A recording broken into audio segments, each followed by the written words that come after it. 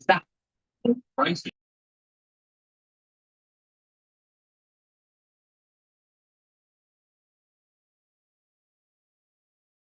As vice chairman. Mic check.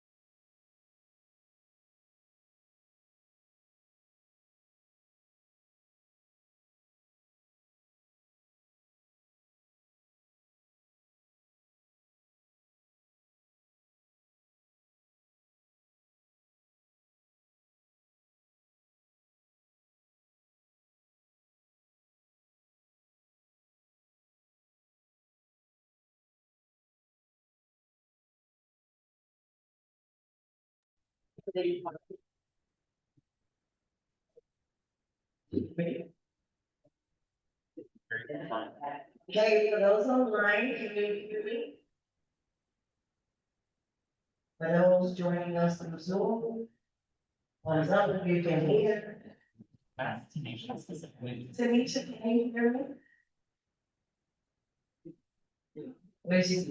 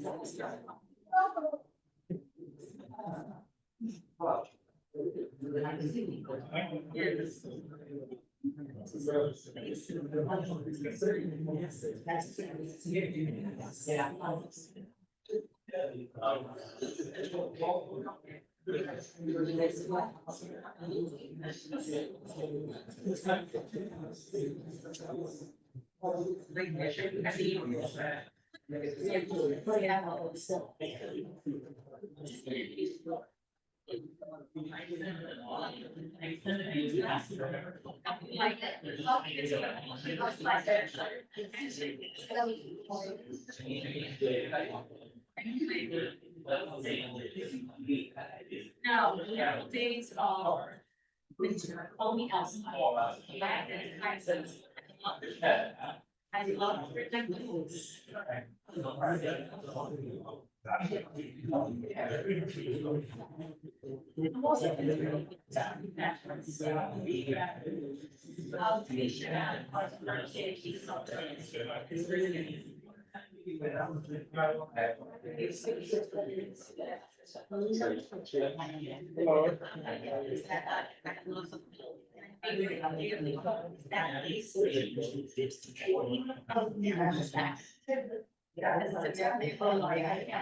Sixty, 58. Yeah.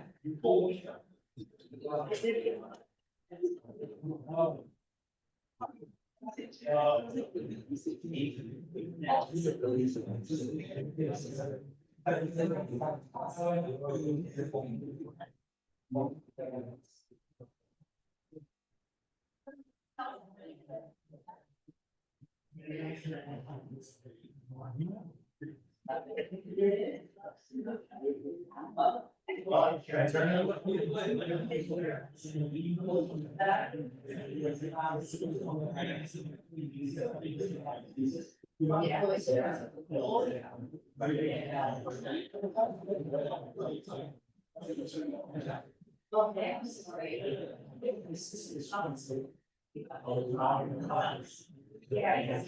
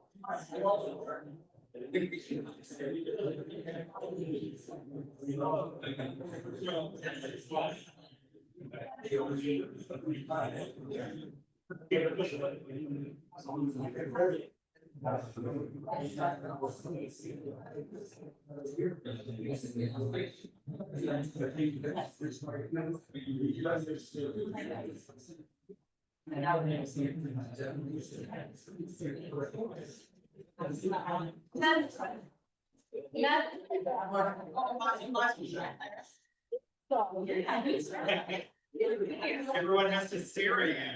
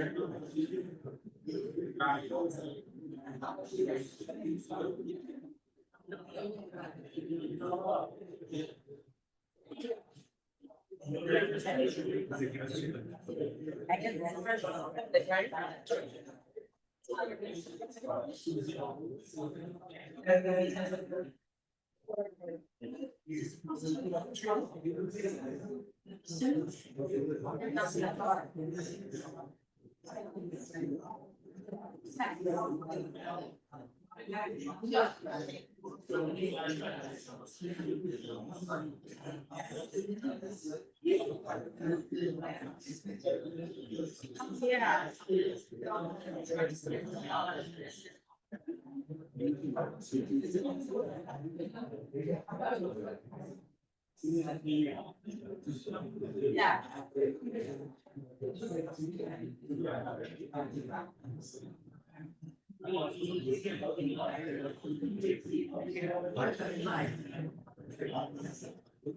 It's my idea. She has smaller.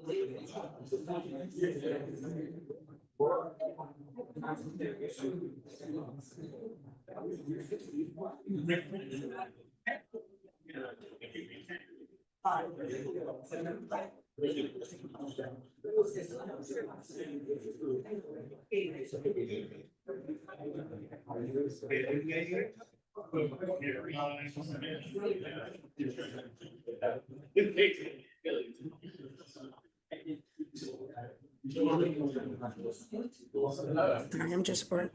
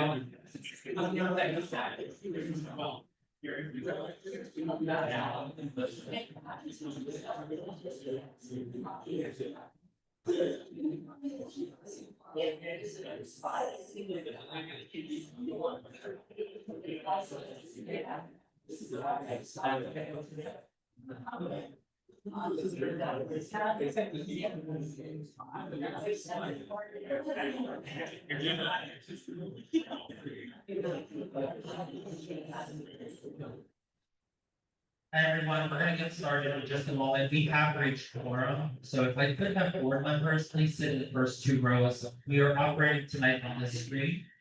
Certain resolutions are gonna be up here for board members to opine on, so we're asking board members, please sit in the first two rows. So if you are an appointed member of Community Board 12, which I see a number of you, in the third row and back, please move up to the first two rows. Thank you. Can folks hear us online? Yes, Great, thank you.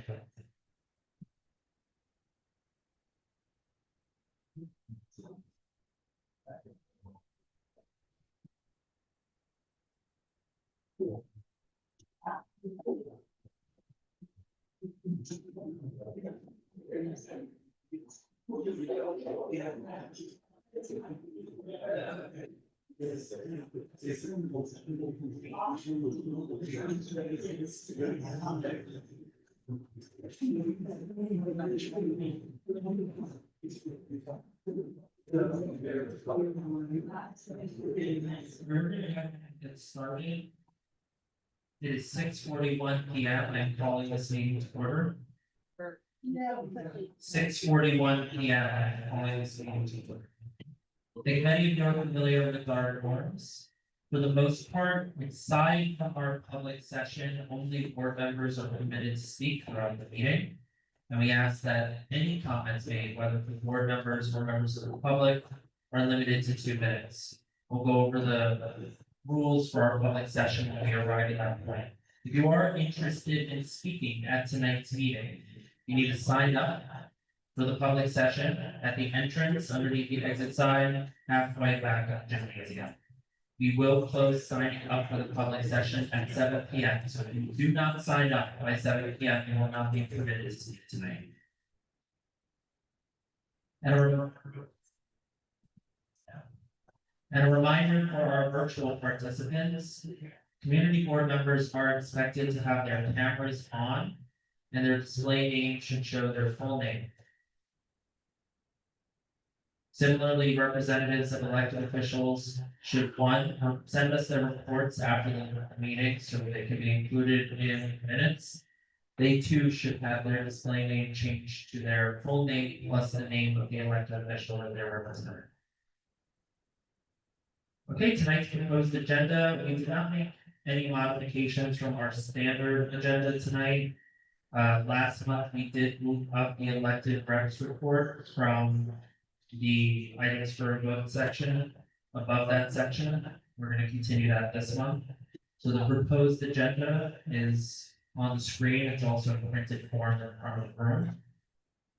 Do I have a motion to adopt tonight's agenda for board members? I saw Luana first because she's in my line of sight. Do I have a second? It's CB12M. Any objections from board members? Seeing none, I will move on.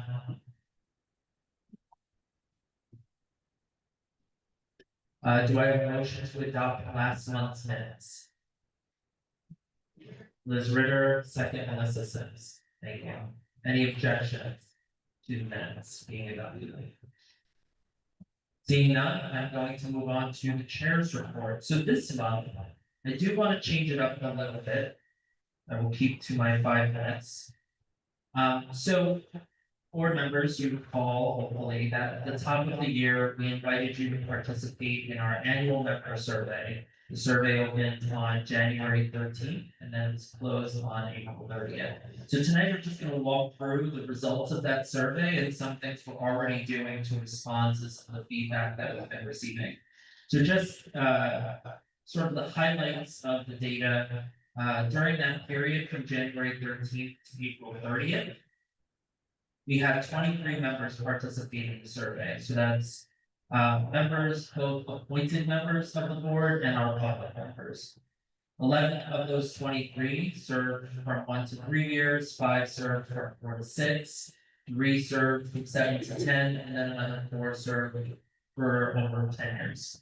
As I said, we had a variety of voices participate in the survey. We had 12 non-leader members.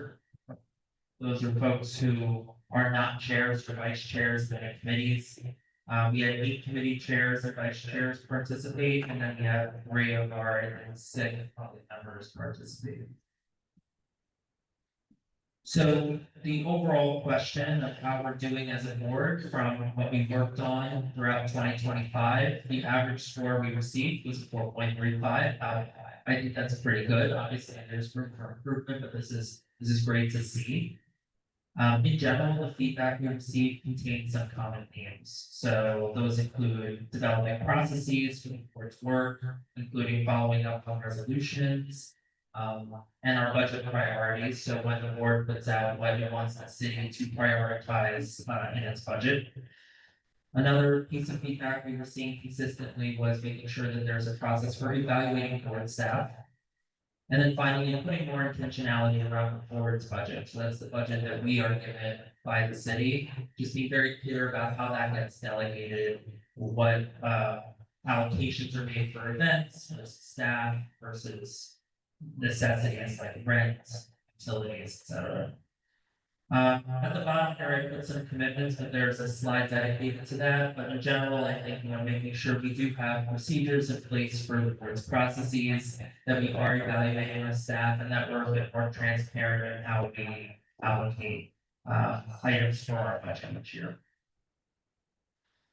So one of the categories we included this year in the annual member survey, and I believe was in last year's survey, is how are we doing with certain series that the board puts on. So one of those series is the community board. Those are sort of mixers that we do throughout the community. Our board members rated that 4.0 out of 5. Uptown Tours, they talked a little bit about that last month. That's a series really reserved for our board members and our public members to go and visit places in our community, whether that's, historic sites, museums, et cetera. Out of 5, that averaged a score of 4.04. And then our newsletter, which is the newsletter we put out, just letting the board members and other people who sign up what's going on in the community board, what are the events happening in the community. Overall, that was ranked at 3.83. So we're continuing to plan more events. We're actually doing a mixer next month and several other events that we're co-sponsoring with other community organizations. Stay tuned. As I mentioned last month, we are evaluating our Uptown Tour series to determine, where are the best locations we should be visiting. So board members, if you have ideas, please let me know. And then lastly, in the beginning of the year, I had appointed an outreach committee. We are also having an outreach intern start on June 1st. So some of the things that they're working on are better communication channels, and that certainly includes looking at our newsletter and seeing what's effective, what isn't. Another part of the survey includes how are the committees doing? So this evaluates the chair's perspective and the vice chair's perspective. So on average, chairs feel like they do a strong job of creating safe spaces for members. This is great, and I tend to agree with that. I think where we need work, and I mention this every month, is making sure our minutes get drafted in a timely manner, making sure resolutions are drafted in a timely manner. This is all very sequential, right? So if we don't have minutes and resolutions asking me in the office, they're not going to be uploaded on the website for the rest of the board to review. So we need to do a better job of that. And lastly, having general desire to have one-on-ones with members, hold optional workshops on committee business, and then spending more time in the office. On that last piece, chairs, I will invite you to come to the office anytime it's open. It's there for you as a workspace. And so please take advantage of that. Okay, thank you. I'm gonna just wrap really quickly then and say, ways to move forward and to continue enhancing our communication channels, instituting more procedures, and then this last piece, I do want to just take 30 seconds to spend time on. We have 2 CCNY interns joining us over the summer. One thing I'm gonna ask them to jointly work on is the CB12 playbook.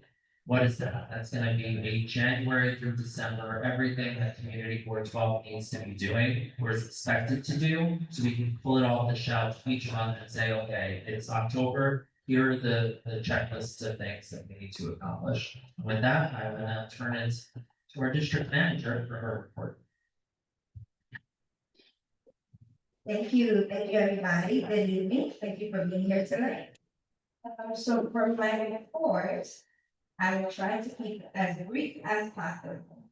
Some upcoming events. First of all, I just want to say congratulations to the board members. We had a fantastic Monday Day event this past Saturday. We had Palito. And in terms of upcoming events, on June 11th, we're going to be having the first of a few series. Following on the Inwood rezoning points of agreement. On June 11th, we will be holding the first series of these events. And it is going to be specifically about the first 25 points of agreement that have to do with housing, all the housing points of agreement. And then after that, June 20th, we're going to be having our Juneteenth event in partnership with Parents Supporting Parents. And we're also partnering up with several CBOs throughout the summer to have neighborhood community cleanup. The first one we're going to be partnering with are the parents of PSIS 187, and that cleanup will be on June 6th. And we will be meeting at Overlook Terrace, and it will be from 9:30 a.m. to 11:30 a.m. So please join us. The first update I want to give is in regards to the fire at 207 Dyckman Street. So at the beginning of this month, there was a real on fire that occurred at 207 Dyckman Street. The fire started at 12:39 a.m. and was brought under control by 3 a.m. The cause of the fire was that a resident allegedly lit a lit cigarette into a cardboard box, igniting a fire that spread rapidly through the staircase and reached the roof. That individual is currently in custody and has been charged with criminally negligent homicide. The district attorney's office is also investigating the landlord to see whether he also holds liability for the cause of the fire. The city had over 200 violations during the time that the fire occurred. There were over 13 individuals affected. There were 2 individuals with minor injuries, 2 with sustained moderate non-life threatening injuries, 1 with sustained moderate injuries, 5 individuals with life threatening injuries. That includes 2 adults and 2 children. And at the time, there was 3 fatalities, and it has been reported that there has now been an additional person that has also passed away due to this fire. There have been 39 families that have been displaced, and there is still a vacate order on this building. The Red Cross has registered 36 adults and 1 children. The Trinity Church, the community board office, NIMIT, and the Manhattan President's office, we have all been designated as drop-off sites for donation. And the Manhattan President is providing what I'm $1,000 to nonprofit to provide immediate relief for this family. The Senator Jackson and Congressman Espria's office are helping the family collecting their documents. Many families lost their documents in the fire or don't have access to them. So they're helping them with that. Councilman Rosa is working on getting them food. And Manhattan Legal Service is currently organizing the building. And then also 2 weeks ago, we received a lot of concerns, we received a lot of emails with concerns about what happened with the Trans-Manhattan Expressway. There was a piece of debris that fell off the roof into the expressway. Port Authority has responded that more than 40 workers participated in the overnight response. They inspected all the overhead structure and they installed protective netting. The reason that they say why that is happening, and I know that there was another incident today where it was a piece of metal that also came down. They're saying that because in these few weeks, we've been having a cycle of like really hot weather, really cold weather, really cool weather, really hot weather, really cool weather. There has been a freeze-thaw cycle and heavy salt exposure during the winter. They have accelerated the deterioration in the aging concrete. And then also for the folks that have been emailing about that one. The DSNY, the Department of Sanitation, is now piloting a process where they have garbage bins that now have doggy bags up next to them. And so, okay, so there's that. And then finally, there will be the public e-bike charging program. So if you have an electric bicycle for the battery, we're getting about 4 new locations in the district that are doing the battery swap program, the battery swap program. And that's it. That's the end of my report. Thank you, everybody. Great, thank you so much. Now, to the final appointment, board members, if you are in the back 3 rows, please move up to the first 2 rows. We require board members to be in the first 2 rows. All right, I will now turn it to the borough president's office for their report. And then just as people are coming out, just because of the sound, please try and keep the mic about 2 inches away from your face. Thank you.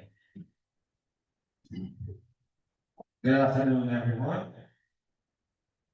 My name is Miles Robinson. I know that there is a much shorter, balder person that's usually representing me in this spot, but Porfirio, honestly, today's his birthday. So if you have his number, text him.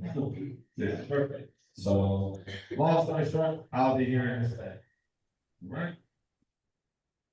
Okay, so starting from the top, we want to acknowledge the tragic fire that took place in Wood. That so far has taken 4 lives and displaced over 100 residents. Thank you to Councilmember Hiller Rosa and CB12 and all those who came together to assist the victims of the fire. Also want to thank the FAY, New York Rangers for taking such swift action and a courageous response. Okay. Our office condemns the terror attack that took place in the mosque in San Diego. We will hold a moment of silence at our Eid event that is going on actually right now downtown. On this very night to honor the innocent lives of this reprehensible hate. The MVP office hosted the Manhattan City Council delegation to discuss a shared vision for the future of the borough. Each council member highlighted their specific concerns facing their districts, with East Harlem being represented by Councilmember Elsie Calcion. Everyone agreed to remain in contact and work together to advocate on behalf of the 1.6 million Manhattanites that call our borough.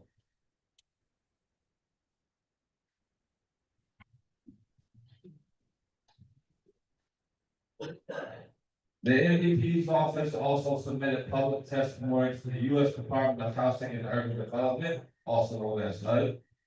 He demanded the Trump administration withdraw a proposed rule that would bar mixed status immigrant households from subsidized rental experience. It would force over 11,000 New Yorkers to make the impossible choice between remaining in subsidized, like NYCHA, for example, by removing an undocumented family member or face homelessness. Okay. Our office focused on concrete preparations as federal immigration enforcement, also known as ICE, continues to upend life in our communities. We continue to convene Manhattan elected officials and immigration advocates to strengthen response protocols, expand access to legal representation, and address the direct threat to immigrant families in NYCHA, Section 8 housing, and other condominium types. We also continue to assist constituents and immigrants at our Harlem office at 431 125th.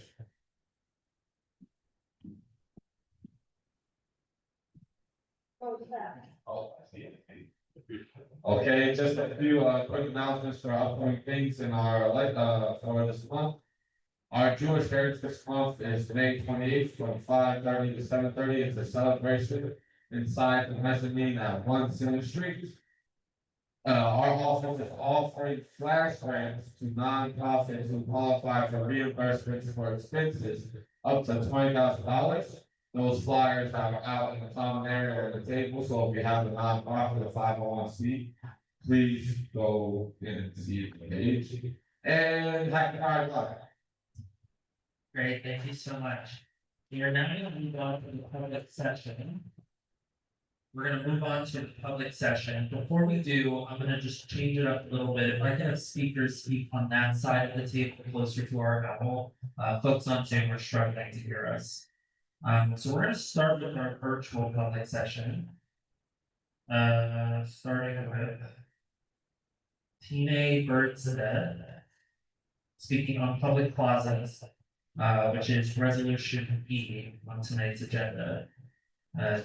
Tina, you should now be able to speak. Once you begin speaking, you'll have 2 minutes. Great, thank you so much. I'm Tina Byrsted. I live a block away from Quisqueya Plaza on Seaman Avenue. Since 2023, my neighbors and I have experienced amplified sound with decibel levels regularly exceeding the New York City noise codes. The source of the sound are events in Quisqueya Plaza that run from May through September and often last 6 hours or more at times until 10 p.m. On May 6, 2025, CB12 held a joint hearing regarding noise and public plazas. The Health and Environment Committee responded with a resolution recommending regulations for public plaza events that came before CB12 full board September 2025. The resolution failed to pass by 1 vote. In May of this month, both the Traffic and Transportation and Health and Environment Committees voted to pass this revised resolution.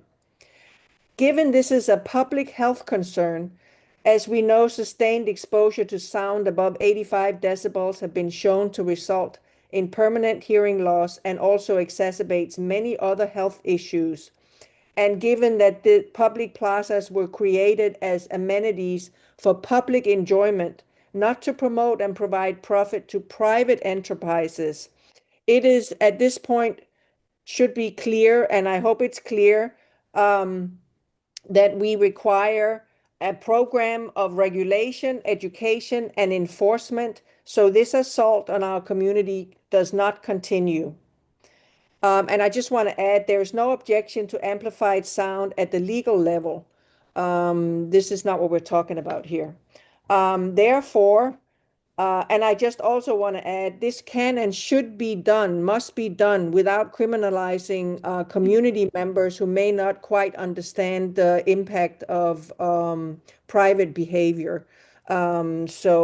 Therefore, to cut this short, I urge all of you to please vote yes on the resolution on public plazas and noise. Thank you so much.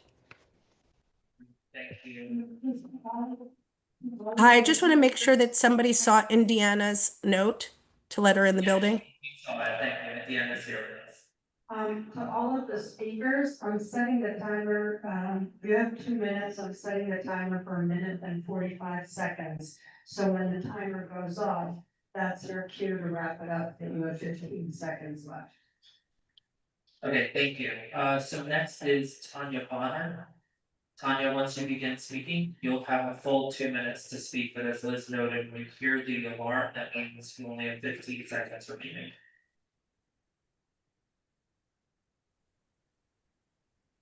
Can you hear me? Yes, we can hear you. My name is Tanya Bonner, and I am the chair of the Wahi Inwood Task Force on Noise and a resident of Washington Heights for 20 years. I urge this board to vote yes on the Plaza resolution as it has been submitted. I want to first express how egregious it is that NYC DOT and SAPO was leaving the task of regulating noise within and accountability around appropriate plaza behavior to an unpaid body of community volunteers instead of doing this work which they are paid to do.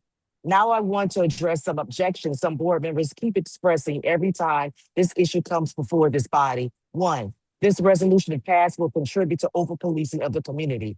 Actually, this resolution will result in the opposite because it will establish clear guidelines and rules by which everyone will have to abide. If everyone is doing that, there will be no need for police presence. But if these rules as outlined today are not passed, you better believe that I and other community residents will use whatever tools are at our disposal, including NYPD. We will not allow our residential neighborhoods to be turned into party zones for financial and political gain. We will not just accept the disregard of our right to quiet enjoyment of our own homes that we pay rent, mortgage for. That's not a threat, that's a promise. Two, plaza parties should not be restricted to the times proposed in this resolution and every other weekend day. Why are certain entities in this community so invested in keeping this community up until all hours of the night on a regular basis? What's the gain financially? That's the question. Starting in early June through August, children will be taking the critical Regents exams that determine if they can pass on to the next grade or even graduate. Who thinks having parties at plazas all hours of the night and every crucial weekend school study day has greater importance than kids passing that exam? Especially when students residing in highly impoverished census tracts, which includes parts of Washington Heights, generally show lower math and English Regents passing rates. Community Board 12, let's pass this resolution already and create accountability around public plazas in our community. And DOT SAPO, if they don't, this community expects you to do your job and do what they want because we are not going away. That's not a threat, that's a promise. Thank you. Great, thank you. Next, we do Lester C. Lester C, once you unmute yourself, you will have 2 minutes. Thank you. Can you hear me? Yeah. My name is Lester. I'm a volunteer at the Ring Garden. I'm also a community member and around the area of Quisqueya Plaza on Dykeman regularly 2 or 3 times a week. I enjoy the community programs at the plaza. However, the music, as community members have already said, The music can be very at very unhealthy decibels for anyone nearby, and especially for residents who live on the block. Thought and concern needs to be considered, especially for the amplified programming. And it's not that huge of a space. I think that, if the programming is amplified, they can turn it down a bit. That's not hard to do. Also, I think that thoughtful breaks in between amplified programming would be much appreciated. But this year and last year, I witnessed and was participating in some of the events. They're a lot of fun. I appreciate them. But the people could take a break, turn off the amplification, turn on some lower music, or just take a break from amplified noise altogether. And I just want to thank everybody, all the community and all the board member for addressing and considering my feedback. Thank you. Great, thank you so much. Next up will be Cheryl Miller. Cheryl, once you have permission to speak and you unmute yourself, you will have 2 minutes. Hi, can you hear me? Yes. Hi, I'm Cheryl Miller. I'm a member of, I'm a community member of Washington Heights for 20 years now. And I am also a member of the Waihi Inwood Task Force on Noise. And I am not going to be repetitive because Tanya Bonner that just spoke before. I set myself in agreement with a lot of what she said, most of what she has said. And I do not understand what the problem is with this community board not wanting to pass this resolution. I happen to be at the meeting that the Health and Environment Committee meeting that was just this past month. And it's ridiculous that this public, that I as a community member are getting attacked because we want to be able to sleep in our apartments. And let me just say, I'm totally disgusted by what I heard a community board member say on public safety, which I happen to listen in on. And people on this community board, I'm sorry, you are here to represent the community and not whatever your personal agenda is. Okay, about this over policing and all of that. And these comments about, and if people don't like it, don't move here, or basically move out of the neighborhood. No, people have a right to sleep in their apartment. I'm a senior. I'm 72 years old. I have health issues, and so do a lot of people in this community. We have veterans in this community that suffer with PTSD. We have children, as Tanya Bonner said, children that have to go to school, children that have to study. And why should they have to be kept awake? So I am urging this community board to vote yes on this resolution tonight. Thank you. Next up is Jennifer Bristol, representing Ring Garden, but speaking on public plazas. Jennifer, once you begin speaking, you'll have 2 minutes. Hi there, my name is Jennifer Bristol. I've been an active member of the community for close to 30 years, scary to say. I'm in that area by the plaza and the Ring Garden, either by myself with friends or my dogs almost every day, if not twice a day. And I personally love the plaza.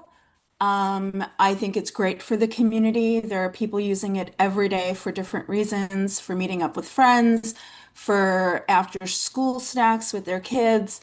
The weekends are very challenging as a community member because you never know what's going to happen. And so you might decide to meet someone for coffee at Mon Amour or at the plaza, and there's a huge event with very loud music and acoustics. So as a community member, that is a huge problem because it's just not fair, especially people live really nearby. And I'm not going to repeat what everyone else says. I agree with everything. I don't think we should criminalize this. I just think that there should be an agreement between the community and the folks that run the plaza. And I know it's two-prong. I know it's Sapo who does the really big events that are installations. And then there's the organization that, creates their family days and stuff.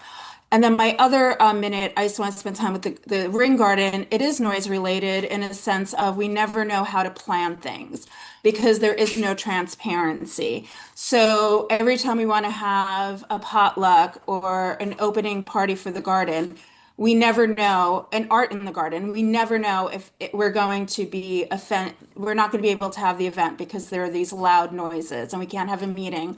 It also has deterred volunteers from volunteering on the weekends because they cannot stand to be there and garden or paint or do any of the maintenance because it is way too loud for people. It took us forever to put our shed together because the volunteer who did it couldn't do it on the weekends. He would come and it was right next to, the shed is right next to the plaza and it was just too loud.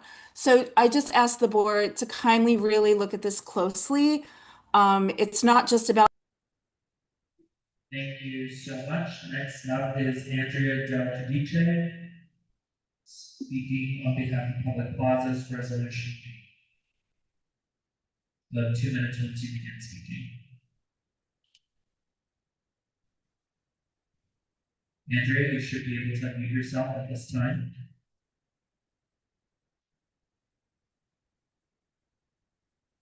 I see you're unmuted, but we can't hear you. Can she get back in the queue? Yeah, we'll put you at the bottom of the virtual public session. The connection's really bad. I'm not sure if you can hear me.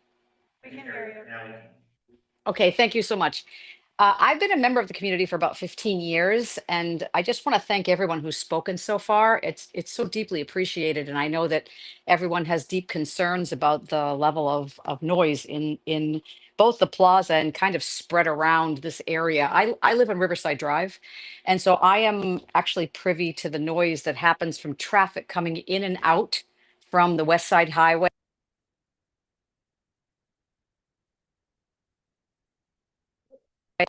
We all are considerate of the fact that the noise levels being that severe attracts people who are not even from this neighborhood to come in and participate in it, and it affects also basically that we're not just the neighborhood who has to sustain this, who has to deal with it.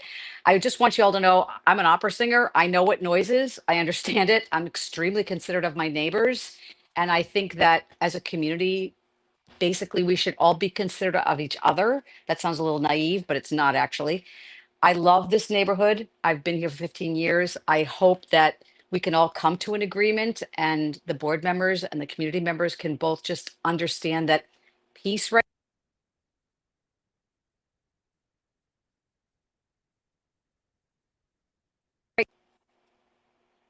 We lost you. Sorry.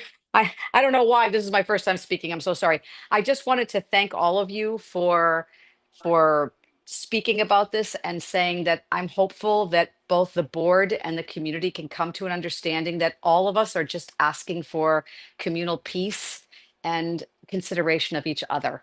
And this is the first time I've spoken, so I'm just appreciative that you all allowed me to put my word in and just to say, I love this neighborhood. I don't want to be told I have to move out because I have an objection to noise that makes us ill. So thank you so much for allowing me to speak, and I'm hopeful that we can all come together on a peaceful resolution. Okay, great, thank you so much. And last for the virtual public session is Orlando Nunez, speaking on behalf of the organization Grow Up, Grow Out JR, with updates about his organization. Orlando, once you begin speaking, you'll have 2 minutes. Hello, my name is Orlando Nunez with Grow Jr. Sound is good? Yeah. All right, beautiful, beautiful. So we officially are accommodating our new safe space located at 501 West 161st Street. We have the entire second and third floor there. It was previously a church, so currently we're recruiting youth from Gregorio Luperón High School, George Washington High School, and at the moment, and the new Zeta High School that also has been that was mentioned here in Board 12, right? So just some of the good progress we've been making. 34th, 33rd precinct has also been sending us referrals. We've been doing home visits and interventions for high-risk youth and families. That's pretty much the updates we've been for everyone. And in regards to the noise resolution, to stay on topic, I believe a lot more people from the community need to be notified and put on notice on and the 33rd precinct and 34th precinct community board meetings is a good place to raise these awareness, especially for the quality of life officers, right? And community affairs officers. And I'm in the community constantly flyering. So I think that's something that I can speak to the members of the community, kind of give them that message to be mindful of our neighbors, since I'm hearing that that's a concern. But I also want to raise awareness that this is a majority Hispanic Latino community. But I also do hear what the concern is, and it's just to be mindful of everyone around. So I think that's something that I can spread the message on when I'm canvassing. Just wanted to share that. Thank you so much. We are now going to move to the in-person public session. So the way we're going to do this is for folks who hear their name, you're going to queue up to my right, your left. So we're going to queue up the first three speakers, Ron Lester, Dr. Gary Alta, and Martin Collins. If you've heard your name, please queue up to my right, your left. So first will be Ron Lester speaking about community impact.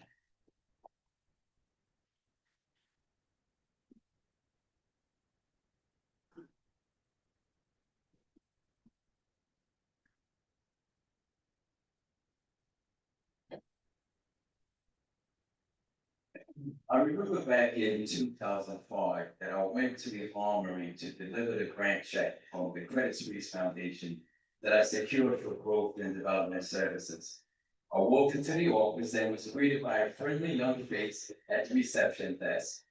There was youthful energy, excitement, and joy reverberating throughout the entire office. It was instantly apparent that this place was not only a safe haven for young people, it was also an affirmative and empowering environment by design. I observed all the group photos from Camp Excel on the walls, the accolades and words of encouragement framed neatly placed as I was taken to a room with a bunch of young people. I joined in as we sang the Camp Excel song. It was derived from Harold Melvin and the Blue Notes. Wake up, everybody, no more sleeping in bed. I got a kick out of it because it was fun and motivating. It was at that moment I realized that GDS was really something special. Laughter and joy were extremely healing. And those two emotions are exactly what were generated from all of us singing that song together. A safe space that works as a healing space is important to have for any human being. Children and young people benefit the most because they are way more impressionable and are still developing mentally, physically, and emotionally. Having a nurturing environment can work as a supplement to a supporting home life and a refuge to a home life that lacks it. As a teenager, I had access to a similar space and it was very helpful. Thank you. So you have heard my reasons for supporting growth and development services. And as I stand here before you, I ask that Community Board 12 continues to move forward with the resolution to investigate the Fort Washington Avenue Armory. Thank you. You have a clarifying question from our secretary. I couldn't clearly hear your organization listed on behalf of. Can you repeat that, please? Growth and Development Services, GDS. Yes. Okay, great. Next up is Dr. Gary Alta.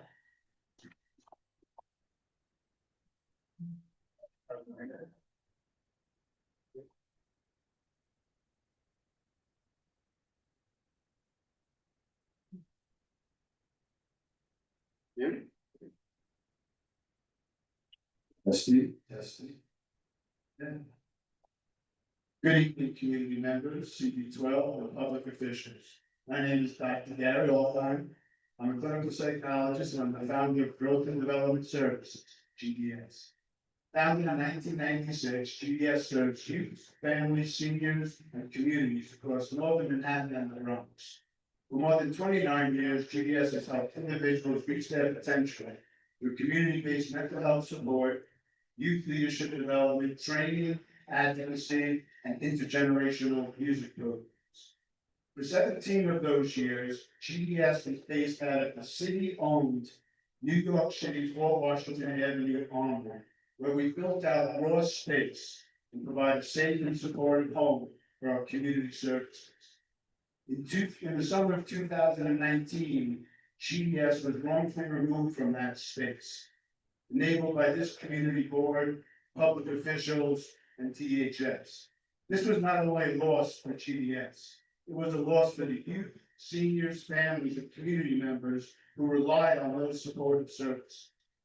I'm here tonight to raise awareness about the May 25th, 2021 Manhattan Community Board 12 passed a resolution that's 5 years ago, calling for an investigation into the Fort Washington Avenue Armory. It called for a public hearing, public disclosure of all licenses, and the creation of a Fort Washington Avenue Board of Directors that would open up the building to the community. That was 5 years ago. Tonight, I'm respectfully requesting a meeting with you, Chair Anthony Viola, to discuss this resolution. That's interrupting my speech.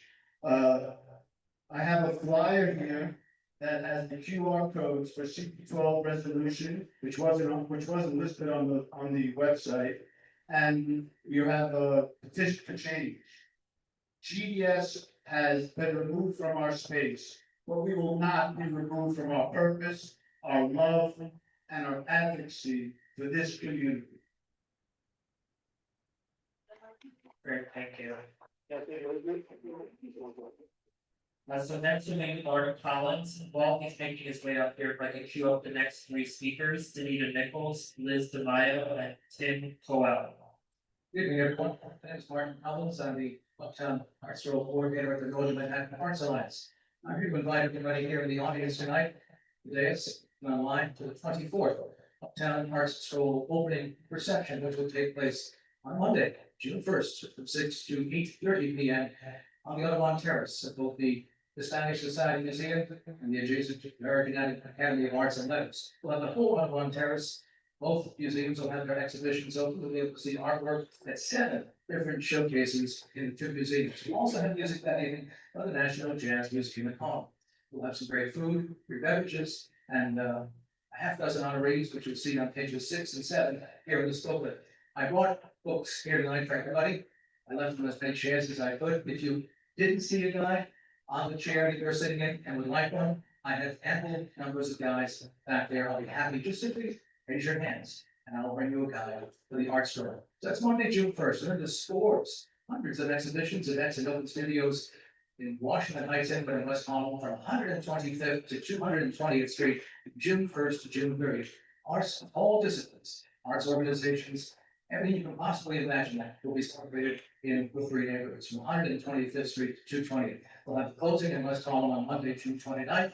You join us there at the Jackie Robinson Park Bench Show.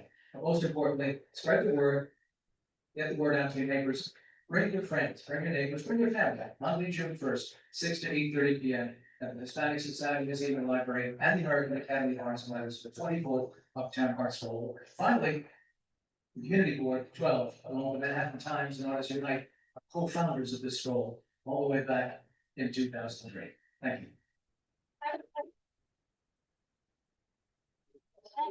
Question? Yes. Do you have enough copies for people to take extras home and leave in their I sure building do. lobby I do. or libraries? Yes, including this young lady here. I'll be sure to give it to her. Thank you. Danita, before you begin speaking, do you actually mind stepping back a little bit to where you just were moments ago, so the camera. Closer to the mouth. Yeah, exactly. Perfect. Great, thank you. All right, good evening, I'm Danita Nichols, I'm here for Inland Library, also representing Fort Washington Library and Washington Heights Library. We just had an exciting teen celebration of our teen center at Inwood Library last week. Over like 60, 70 teens, lots of pizza eaten, lots of fun things had to be done. And coming up next week, our Teen Tech Mentors Showcase, which is will be cool even if you don't have a teen, because they're gonna show the stop motion videos those teens had made in that they're gonna be playing, and they're really, really fun. So that's 4 o'clock on June 4th. And coming up soon, even though it's still cold, it's summer. So we have summer challenges for kids, for teens, and for adults. And I have got that information here. Activities at all of the libraries. But one of the things I'm most excited about is the adult one. First ever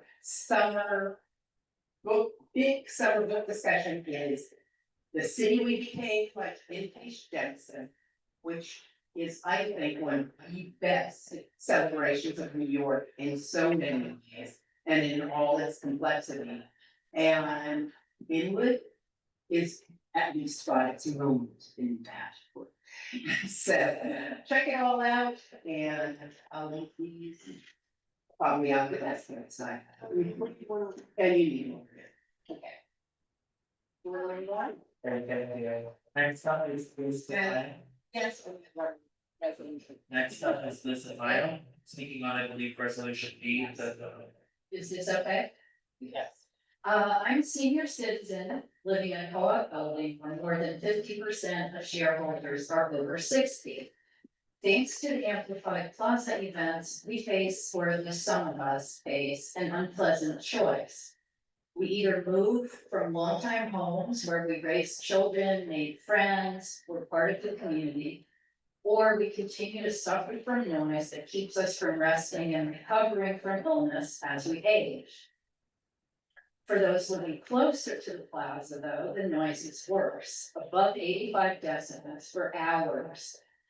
Children are not supposed to have more than 70 decibels, and they will suffer from that after a few hours. It's reached a point where there's a rumor that the noise is being done on purpose to drive people out of the buildings on Dyken Street that aren't so profitable for the landlords. Something no one else has talked about is birds and dogs. Birds suffer hearing loss, stress, and fertility problems due to noise. Dog kennels that reach 85 decibels are considered dangerous and in need of amelioration. Are Inwood and Washington Heights residents less important than animals? Loud music is sometimes defended as cultural expression, but it is still creating hearing loss in those who like it as well as those who don't. Keeping people from resting, working, and studying is not cultural expression. It's part of a pattern where the environments of lower income and minority communities are damaged and disregarded. Please ensure our plazas are operated in a respectful manner. Thank you. Thank you. Before the event begins, I'm going to two of the next three speakers, Katie Beaver, Jeffrey Gutter, and Jose Giuliano. If you've heard your name, please queue up to my right and your left. Tim, you can begin.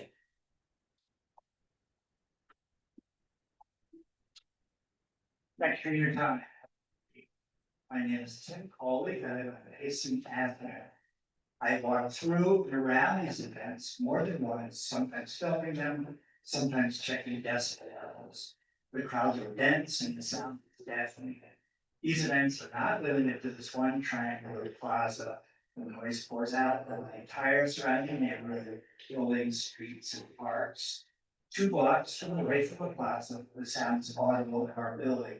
I can imagine what it's like for people who live in apartments directly adjacent to these events. How do you tell someone whose windows are rattled from the amplified sound and can't step out of the bus because of the crowd that this is justified or fair? The city's full of music and events and noise like this. is a distortion of how the plaza should be. It's an assault.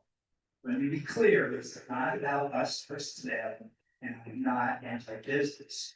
I live 2 blocks from here, 2 blocks from Cascada Plaza. Drawing 2 block radius around Cascada Plaza, that's hundreds of residents who live here, eat here, who sleep here, and pay rent. The community board should be their voice. Please vote yes. This resolution. Thank you, Ted. Next up is Katie Beaver. Hello, my name is Katie Weaver. I am 80 years old. I have been living in this community almost 4 decades. When I moved in, it was a very quiet community. If you saw a police patrol car in the community, you looked twice because they just never came. And now it is horrendous. And I am just appalled that we are at this place now, especially what's been going on in the world and in our country. Now, there are people in here who will vote against my right to enjoy my apartment. But if I shows up, those same people will expect me to put my life on the line to protect them. I don't understand why people don't understand what community is about. The only way you get to these things is by building community. And as a Black person who was born in the segregated South, I can tell you, Black people have gone through these kinds of things many, many times. From 1619 to now, thousands of times. And a lot of times it was done by local governments. And sometimes it was done by this nation. And it is appalling. And the only way you get through it is by building community. Community of the Black people in the area. And also we built community with White people who understood that we had a right to live. And now I am trying to get some rest in my apartment because I live right next to it, right on it, at 4761 Broadway. So they're right there on us all the time. And why shouldn't I be able to enjoy my home? Why? And if you follow the law, it would be over. So why shouldn't we follow the law? Thank you. We're gonna take a quick moment before we move on to the next public speaker. I do want to invite the Manhattan President who is joining us and must provide a few remarks in this call. Brad Siegel, Manhattan Borough President. Thank you, Mr. Chair, and to your board members. Just to give a brief report on what I've been up to since I was last on a Zoom. But you know, the Furio, of course, and my colleague Niles is here, and Marielle Ali is here, who's the director of our community affairs unit at the Borough President's office. First, just to acknowledge the work that the board has done in connection with the devastating fire that took place a couple of weeks ago. Took 4 lives, as we know, displaced 100 residents. I want to thank specifically Councilmember Del Rosa for really getting out front and helping the victims, along with Congressman Esbiar and the Assembly member and State Senator, and as well as FDNY for their response. We have something that we're calling community flash grants, and we're hoping to provide the survivors some assistance through our office in connection with that. If there's more information, if you are part of a nonprofit organization, you might be eligible for a community flash grant from the Borough President's office. They're grants for essentially reimbursable services up to $20,000. So take a look at that. Again, more information at the table outside. Today, I wanted to let you know that I testified before the City Council Committee on Cultural Affairs, Libraries, and International Relations on the budget that is now being negotiated at City Hall. Specifically, I was discussing the cultural community here in New York City. The creative sector employs over 325,000 New Yorkers, and here in Manhattan, it's one of our core economic engines. That's why this year I'm committing the entirety of my capital budget allocation to arts and cultural initiatives. That's capital money, so it goes to museums. Thank you. It goes to institutions that need it. It goes to schools that need new arts auditoriums and performance spaces. It's about $50 million, so hopefully we'll be able to make a difference. There's Mariel, director, just wanted to acknowledge her. Also wanted to mention a couple of other things, and I know you have this agenda tonight, but actually, speaking of arts and culture, we signed a cultural compact with the city of Rome. The idea being that Rome and New York City have so many cultural assets, in particular in museums and other institutions that aren't seen by the public because we simply don't have the space. Rome, for example, has thousands of antiquities and artists ranging from Greek and Roman time to the Renaissance and beyond, have of course contributed to that amazing patchwork of history. But the idea might be to bring some of those works to Manhattan as a cultural exchange. So looking forward to that, and stay tuned for more information on that. Wanted to let you know third that I've been speaking out against the Trump administration for attempting to access young people's private medical records through their attempt to intimidate NYU Langone and other hospitals from offering gender affirming care. It's extraordinary on a number of levels, including the fact that these are private medical records protected by HIPAA, and if information that they're seeking in connection with gender affirming care, who is next? Which patient's medical records will they try to obtain next? So we've raised them along. We have our New York State Attorney General defending New York City hospitals in this regard. In a bill that I passed when I was called the Transgender Shield Law, is actually giving us more time to prepare our defense. But because of federal preemption, I think most lawyers would tell you that we have our work cut out for us, notwithstanding the 30 additional days that our legislation provides us. So it's going to be a battle in the courts. And then finally, I wanted to acknowledge that the work of a number of our colleagues in the neighborhood to announce the 125th Street 1 train station accessibility project.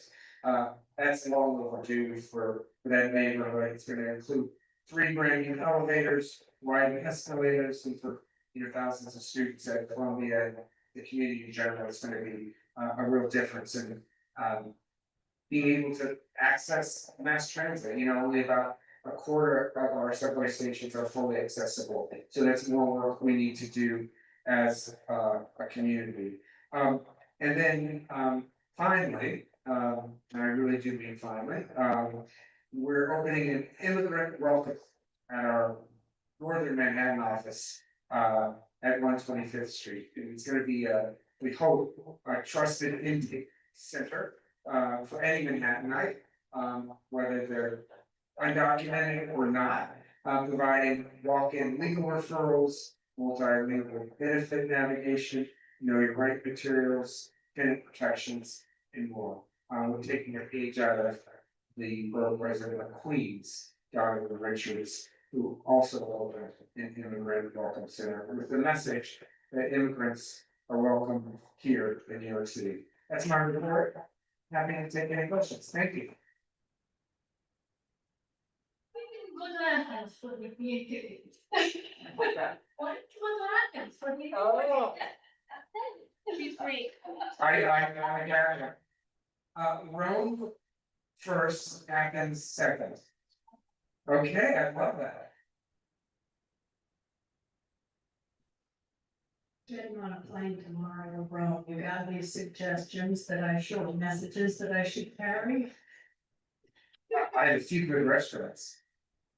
Okay, do you have my cell? Because I do have a really. And it's inexpensive. Yeah. This is, quick question, at your inauguration, you announced a partnership with Beta on, community report cards. I was hoping you could give us an update on that already. Yes, in fact, our first community report card is coming out this week, and it's on dog waste collection. So we will be, you will be able to compare your neighborhood to others, and we actually give letter grades. And we have a very extensive report on how we recorded and ascertained the grades for each neighborhood. There's also a direct correlation between the letter grade and whether there were dog waste disposal baggies available in that neighborhood. It's something the city council is working on in this budget, but stay tuned for that information.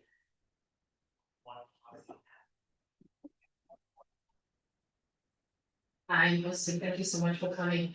I'm a cat rescuer. I'm helping a lot of community members getting their cats and sometimes dogs spay neuter at the ASPCA. The ASPCA shut down their only clinic in Manhattan in 2019. They were supposed to open one in 2021 here, since they opened one in the Bronx, they opened one in Queens and in Brooklyn, and we are kind of left without any answer for low income pet owners. They have nowhere to go. I'm getting the phone calls from those people trying to help pet. I'm a rescuer. I'm not handling those kind of things. And we really need to bring either the SPCA or other low income, clinics that can serve low income community, because our pets do not get the service that they need. And it's horrendous. So I hope we can do something. No, that's a great initiative that I'd like to dig into deeper. I know that the shelter system for animals is far, beyond subpar. And I would like to see how we can help on spaying and neutering, particularly in communities that don't have resources. So let's follow up with that. Mariel and Niles can exchange information, but that's a great issue I'd like to pursue. All right, thank you very much. Yeah, thank you so much for the executive part of it, but really, thank you so much for coming out here. All right, great. With that, let's come back to our public session. I think we left off with Jeffrey. Yeah, I want to thank you very much for this opportunity. I want to say again, it's the time we're in right now where people are so cynical about what government can do for people. I think it's especially important for you to take the opportunity as our local government to show people that you can have a difference in their lives, reduce the cynicism that you rightfully have. I've been living in the neighborhood for 27 years. I raised my children here. I'm not going anywhere. However, there's been a steep decline in the quality of life in this neighborhood since I moved here. We've been trying to deal with the plaza, and we've been trying to be neighborly to people who are not treating us like good neighbors. We've been told by performers and DJs at the events that if we don't like the noise, we can move out of the neighborhood, but we're not moving. I've heard it said that people who are critical of plaza noise are gentrifiers. Not true. Most people in my building have lived there for decades, even generations. We're a diverse community, people from all nationalities and backgrounds. Young people, elderly people, people who are ill, living with home health attendants, people with babies, small children, people who work nights, or people who work from home. The thing we have in common is we all want to live here in peace with a modicum of quiet. These businesses, the plaza has not been a good neighbor. For years, we have dealt with the events that come with no notice, events that last morning and throughout that dark. Events that happened on back-to-back days, all summer long, musical events with sound system that would be perfect for a stadium concert or a large venue, but completely inappropriate for a space as small as the plaza. The people who run these events are totally unresponsive to our pleas to turn down music. Even worse, as of a few years ago, they started turning up the bass speakers to weapons grade level, shaking walls and floors of performance art on the active plaza. That song is scary, but then I love Inwood so much, and I plan to be here forever. The plaza was a great idea, but there needs to be compromise. There's gotta be a way for that. Please vote for common sense solutions so we can have peace in this community. Thank you. Before we say beginning, I'm just gonna call the next three speakers. Jacob Hostetter, Michelle Horowitz, and Matthew Fleischman. If you heard your name, please queue up on my right or left. Again, that's Jacob Hostetter, Michelle Horowitz, and Matthew Fleischman. Jose, take it away. Good evening, to all members, community boards, all officers of the Senate, and members of our community. My name is CB12M. I am manager at a Mexican restaurant. First of all, I'm here to address all the situations and concerns that have been brought to the community. We recognize that we're concerned in violation of race. Some have already been corrected for this minute, while others cannot be fully clarified at the time that we did not have the opportunity to present or support documentation and evidence. There were never any intention to negatively impact our community or violate the law. Our goal has been to operate responsible and maintain a safe environment for our customers. We've been in this business for 13 years. We also want to acknowledge that after years of economic hardship and during the time when many immigrants community are experiencing fear and concern, it has not been easy to keep business alive in the city. Still, we continue working honestly and doing everything possible to maintain job stability for many families. I'm here to strengthen these facts, they continue to be signed back to the committee in order for us to be able to concern all questions and problems. Thank you very much. Great, thank you so much. And just to be clear, those comments refer to resolution 2 for our board members voting this evening. Those comments were resolution 2. Okay, I will now turn to Jacob Hostetter, speaking about Overlook Freeway.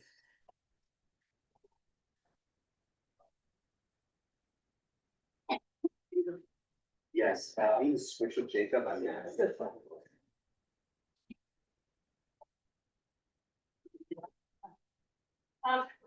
If the three of you are speaking on the same thing, rather than interrupt each of you with your 15-second warning, you want to just have 6 minutes, use it how you will, and they'll give you a 1-minute warning? I mean, Sure, we have another 2 people in our group to go after. So it's 5 total. I say 2 minutes. 2 minutes, 2 minutes. 2 minutes. But thank you very much. Appreciate it. Okay. Good evening, Chairperson, District Manager, members of the board. My name is Matthew Fleischman, and I am an 8-year resident of Overlook Terrace. I'm here tonight representing the Overlook Greenway Project, a coalition of local professionals, horticulturalists, and long-term neighbors. Our street is currently bracketed. Our street is currently bracketed by several privately owned parcels that have fallen into severe neglect. These sites suffer from systemic illegal dumping, excessive trash accumulation, drug use, and hazardous various trees that pose a direct liability. I'm just trying to look at that. A direct liability to our community's safety. We see an opportunity to transform these liabilities into neighborhood assets. Our vision is the creation of a greenway, a series of localized native plant-rich, self-sustaining green spaces. By reintroducing native species, we can naturally manage stormwater runoff, mitigate urban heat, and attract migratory birds and pollinators, all while cleaning up the law. This is a critical moment for our neighborhood to lead. Our local project perfectly aligns with New York State's historic 30 by 30 conservation legislation, which commits to protecting 30% of our land and waters by 2030. We believe our neighborhood's underutilized footprints can directly contribute to that high civic goal. Our approach relies on proven community stewardship, not multi-million-dollar capital budgets. We are actively researching state and federal tax incentives and grants to present a win-win framework to property owners that relieve their maintenance burdens while beautifying the street. We respectfully ask the board's guidance and support as we finalize our formal proposals for land use and health and environment committees. Following me, my neighbors will briefly share our successful stewardship models and specific resources we hope to tap into. Thank you for your time and your service to the community. Hello, my name is Jacob Hostetter. I'm with these two. I was born on Overlook Terrace. I lived here 40 years. And that area can be a lot to the community and to the neighborhood. I worked for the Parks Department, the Central Park Conservancy, and I've seen what restoration projects can do and do for the neighborhood. Working with the community with public partnerships, we can get funds and volunteer groups that can help the team very easily with just being stewards of the land. We can help grow native trees there, unlike invasive trees that have been dangerous. When I was a child, I actually saw a tree fall on Christmas Day and cut someone's car in half.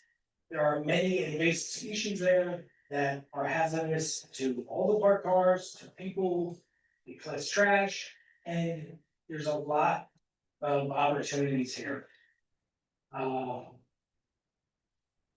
It's my first time speaking here. It's a great project that can help our entire neighborhood. The city has an initiative of the urban forest. We're trying to grow trees. This is most states, but high reward for our community.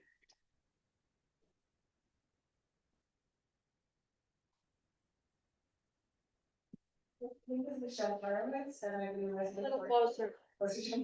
I've been a resident of my neighborhood for about 24 years. I can hear you. That's kind of close. Closer? Yeah. I'd like to thank our group for putting together this presentation very quickly. They did a tremendous amount of work and we started in a very short period of time. My family joined this community for a multitude of reasons. It's ethnic diversity, multi-generational residence, proximity to parks and nature, and the relative quiet and its focus on building bridges and connection among everybody who lives there. Over these years, and like in other parts of the city, there has been a push towards further development and gentrification of our neighborhood. And with that push, there's a discontent and sometimes resentment voiced by both those in favor and those opposing all that it has brought and might continue to bring. However, one project that most have continued to agree upon is improving unused and unoccupied green spaces. Perfect examples of those spaces currently line much of the western side along Overlook Terrace. Community members disagreeing on other types of changes to our neighborhood would be hard pressed to argue against this. Improving those spaces by cleaning up garbage, used drug paraphernalia and the like to eventually support the growth of native plants and benefit everyone. It is our hope that the community board with the community board support and guidance, will be able to engage the diverse communities comprising our neighborhood to participate in this effort. It is our goal to build upon a shared and sometimes unspoken desire to grow a clean, safe, and environmentally sustainable neighborhood that will benefit everyone. Each of us bring our own unique backgrounds and experiences to promote this common good. Thank you. I'm just going to do my next three speakers. So the next two are Judy Graff and Bruce, who will be speaking on this topic. And then following those two will be Bennett Letzak. No. Great. So you'll be following those two individuals. So Judy, you are next. Yeah. Thank you.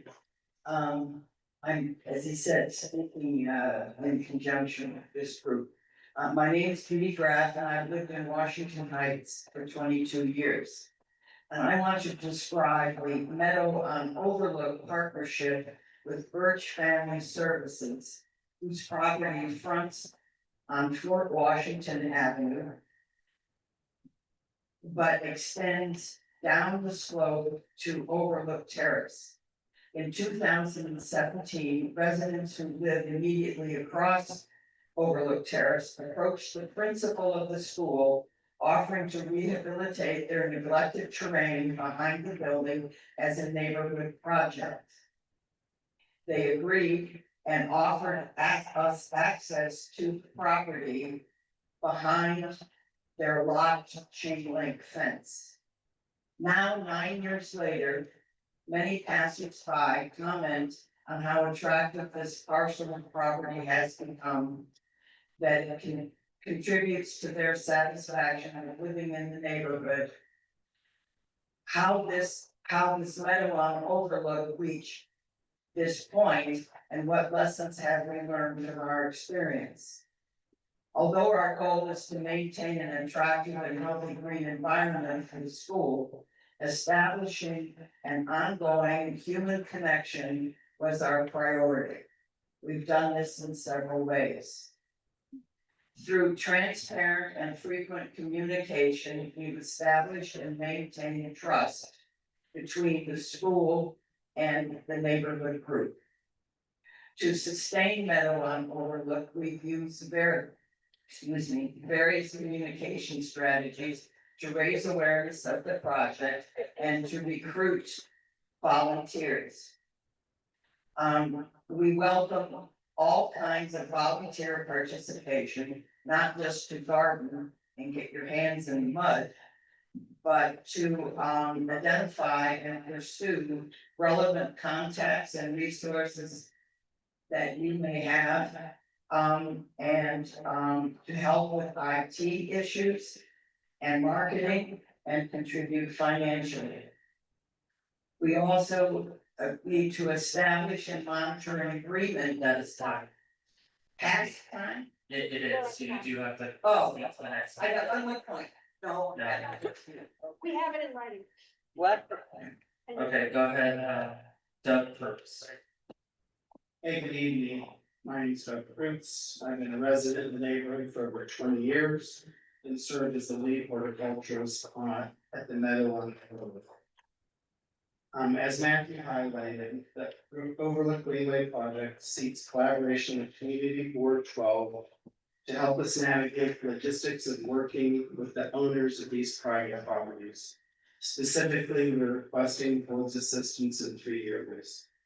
First, to clarify property ownership, zoning regulations, maintenance obligations, and tax incentives.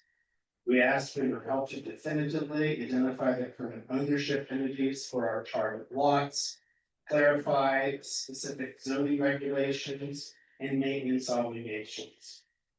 We already have identified federal and state tax incentives for the property owners, but we also want to know how the board can help us explore and clarify other existing public and private conservation easement incentives to present an attractive liability reducing package to these owners. Second, provide institutional credibility. While our group is ready to do the heavy lifting, corporate property owners rarely respond to private citizens.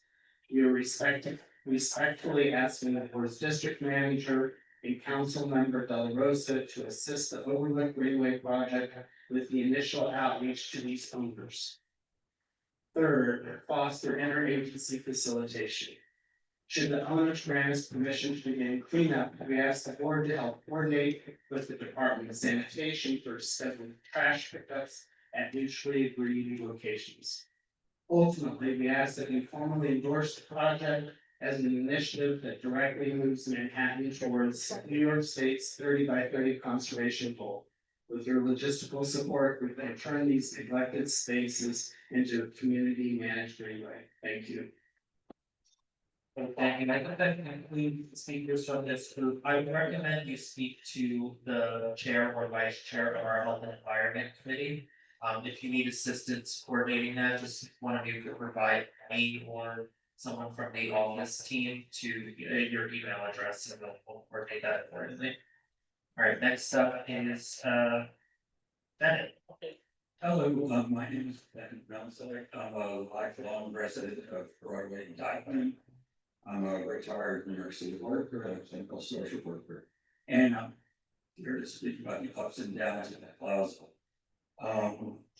Several days ago, Susanna Pistorio and Sandra Heights, who were restaurateurs on the block, were on the Fernando Mateo No Excuses Radio show, talking about how they rescued the neighborhood and how that was a drug infested block. I've lived there my whole life. That was never a drug infested block. They talked about how they get pressure from all these new Columbia students who have moved into the neighborhood. I'm sorry, I went to Hunter College. Okay? I couldn't afford Columbia. Basically, I've been in Woodstock, I go to Chesterfield, I go to other musical events. None of them have loudspeakers literally 30 feet from people's windows. So the whole idea of having the plaza as a very loud music venue is extremely annoying. It's extremely bad for people's health. It's bad for pets, children, seniors, and literally anyone you can imagine. So I don't want to be treated like I'm some outsider or just moved into the neighborhood. I've been in the neighborhood my whole life. It was never a drug infested block. And basically that's all I have to say, and glad you're all here. Thank you. Thank you. And thank you up the next three speakers. So next is Josh Maggi, followed by Ty Fujimura, followed by Elizabeth. Josh will be next.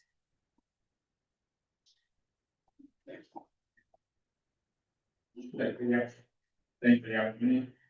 Josh Lee, I've been in the neighborhood for 15 years. I've been Riverside Drive here in Cascade Blossom. A lot of people have already spoken more eloquently than I'm going to be able to about the various trials that come with noise in the plaza. So let's just have some numbers to it. The National Institute for Occupational Safety's maximum safety decibel rating is 85 decibels. For someone who is working with hearing protection, they can sustain that for 8 hours maximum before it becomes unsafe. The decibel scale, though, is logarithmic. What that means is that when you go up only 3 decibels above 85, the amount of time you can spend in that zone and still be safe cuts in half.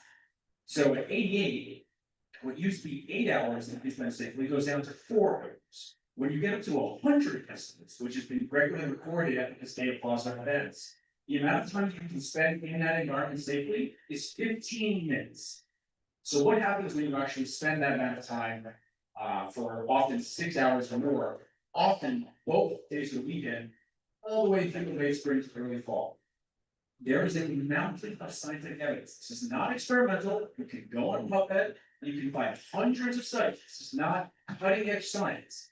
When you go on there, you will find that there's peer-reviewed scientific research that sustained loud noise for that amount of time to those decibels, actually not even close to those decibel readings, leads to not only hearing loss permanently, but significant double-digit increases in cardiovascular disease, in hypertension, in the elderly, in dementia and Alzheimer's increases, and in our children, developmental delays. So this idea that for those of us who have been here for a long time, we can move away and you can find new people that are going to move in and love this new environment that we're in.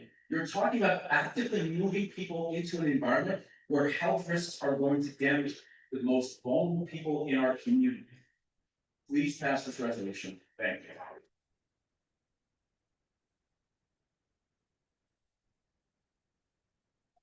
Hi, everybody. Here in my personal capacity, Ty Fujimura. I Name the organization you represent. I'm representing the People's Theater. I'm a part of the host committee for the upcoming gala People's Theater is hosting, so I wanted to invite you all to join that. It's next Monday. If you're not aware, the People's Theater, right around the corner here in Inglewood, is building a absolutely fantastic home space. It's a wonderful community organization where it's been involved, many other members of our community. I've been involved with them, so if you'd like to support them, support theater in our community, I encourage you to come out, and it's next Monday, June 1.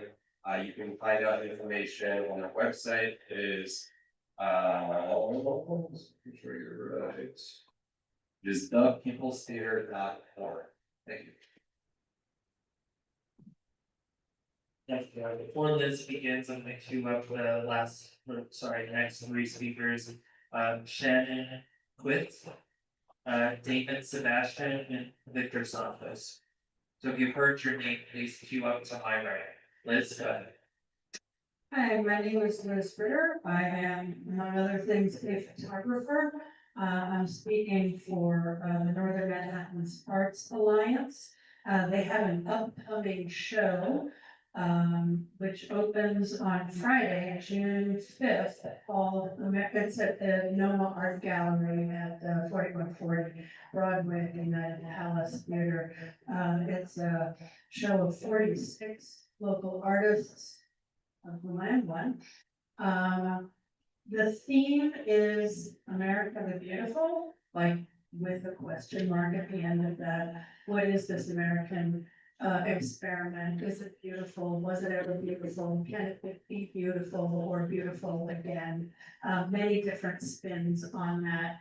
The exhibition will be up through September. There'll be an artist talk in September. The hours for the gallery are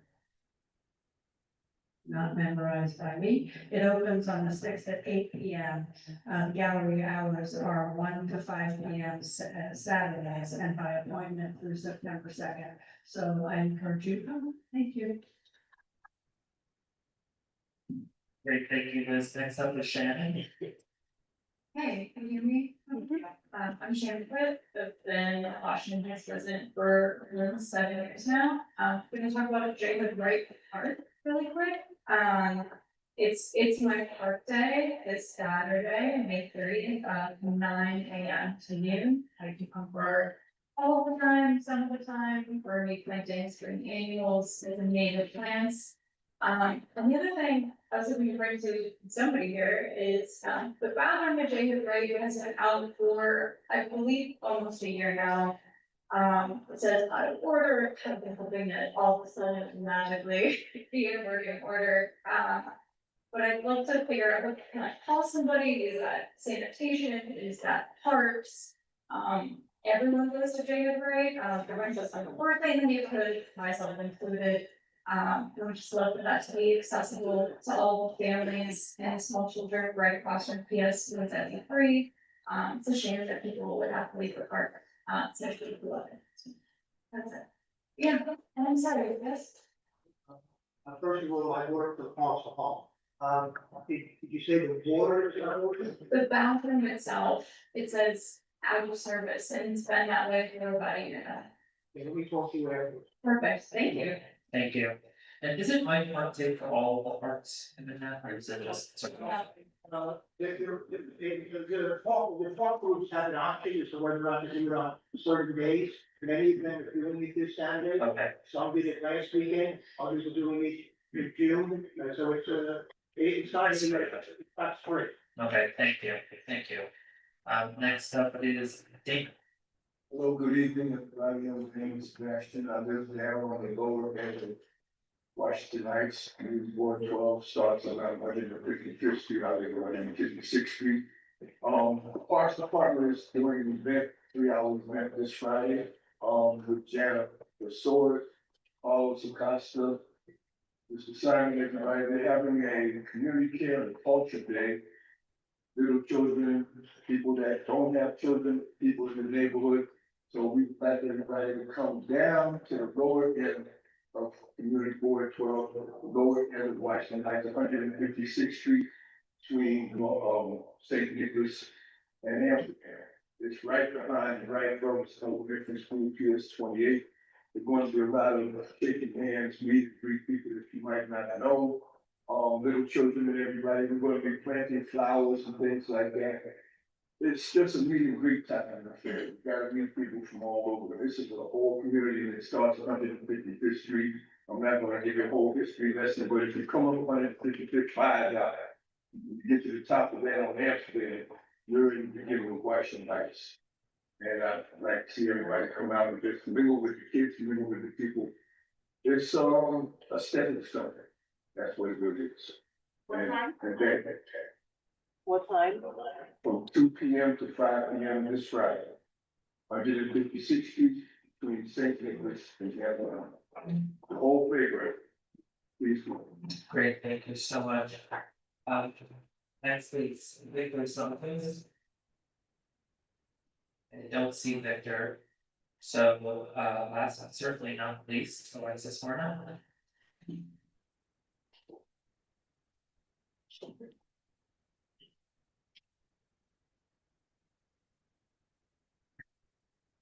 A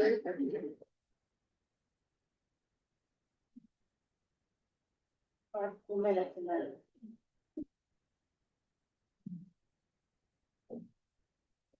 So just as a note, I'm here on behalf of the Classical Theater of Harlem. We are doing our 14th annual Uptown Shakespeare in the Park series. This July, beginning, let's finish Tuesday through Sundays, July 5th to July 26th. The show is 8:30 to 10 with an ASL interpretive performance on July 14th. We've got pre-show concerts Thursdays through Sundays at 7, and the Harlem Night Market and community information tables are held Thursday through Sundays at 6. This year we are doing at 11. This way is going to be rooted and styled thematically in the African diaspora, and it explores how the psychological and physical scars of past wars and the constant experience of being the other in the conflicted world shapes our present identities and relationships.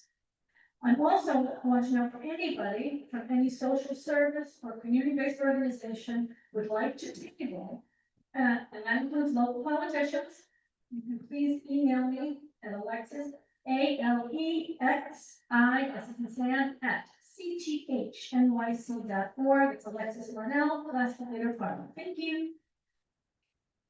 Great, thank you, and that does conclude the public session for this evening. We are going to move on to committee reports. As a reminder to our chairs and vice chairs, your report should be up to 3 minutes and does not contain information about your resolutions up for a vote tonight. This is all other updates that you have to report, if any. We're going to start with Leo Jimenez from Traffic and Transportation. Leo, I see that you're online, either you or Noemi, please take it away.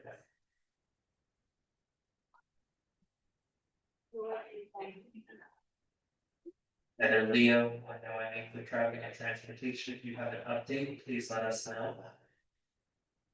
Okay, we'll move on to the next group. So business development, Nadia Barnes. Hi, good evening, everyone. Please refer to the minutes. Yes.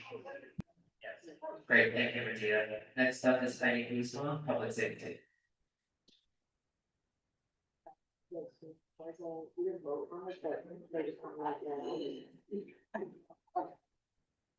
So this month, the Public Safety Committee had a robust meeting. We had our typical reports around the DA's office, the 33rd and 34th precinct. I'll ask you to refer to the minutes for those updates, but I do just want to say at the last general meeting, several folks brought up a condition about noise in Fort Trent Park on the weekends and the evenings, and so the 34th precinct has started shutting down the entrances to our traffic in the evenings on the weekend in an effort to reduce the noise. They've stated that if there continues to be noise conditions during the week, to please call those make reports 91311 by descriptions, if possible. And in general, that's the advice from both precincts in terms of quality of life conditions, is to continue to report those conditions through 911 or 311. And if you are reporting the conditions in either one, to provide a description. So for example, if there is a moped that zooms by and snatches a purse, to provide as much of a description as possible. I do just want to quickly discuss the noise resolution. Although the Public Safety Committee did not vote on the resolution, we did discuss it because I don't know if the current version of it calls upon the MIP to enforce, but the version that we discussed did, so that's why the Public Safety Committee discussed it. Before I say that, I have to disclose that I work at the Department of Transportation, so I have a conflict of interest, so I can't vote on the resolution. And the resolution calls for a DOT to do things. But basically, the Public Safety Committee was almost unanimously opposed to the resolution. And one of the main things that the committee was opposed to was calling on more enforcement by the LAPD. And part of that is because the LAPD, when they come to our meeting, pretty much every month, they talk about the constraints in terms of manpower that they have. And so the committee has felt that their limited resources are better allocated elsewhere. The committee was in agreement with some parts of the resolution, mainly the parts of it that call for the agencies to post advance notice of events, to limit the ending time of events. And there was a part of it that called for the city to explore noise mitigation, and the committee was also in favor of that. But because the committee wasn't in favor of the resolution as a whole, we decided to not vote on it because we weren't sure if that would be a friendly amendment. We weren't really sure how procedurally it would work if we had a version of it that was drastically different than the one that was before traffic and transportation. And our meeting was an informal environment. I will take any questions. I believe. Thank you. I'd like to tell you that before the meeting with your committee, we did amend the resolution and we did delete all references to NYPD enforcing the policy. So that was taken out of the resolution completely. We'll come back to that one. Yeah, the one on air channel different. Okay. Are there any other questions from board members? Okay, seeing none from board members, I will now move on to Lee Benjamin from land use, although I don't think he's here, so Adrian, take it away. Good evening, everybody. Hey, John, Vice Chair, Langs, committee, this quick report first, and so it's about the target schools, not regarding any resolutions, but just that we wanted to know that, as the board has already expressed opposition to BSA granting, the special license, we wanted to make sure that committee, community board members and community members are aware that any organization they can do also helps, and are they still accepting public comments on the website? Okay, and so, we're still accepting public comments, so we urge everyone to continue to submit public comments and testimony.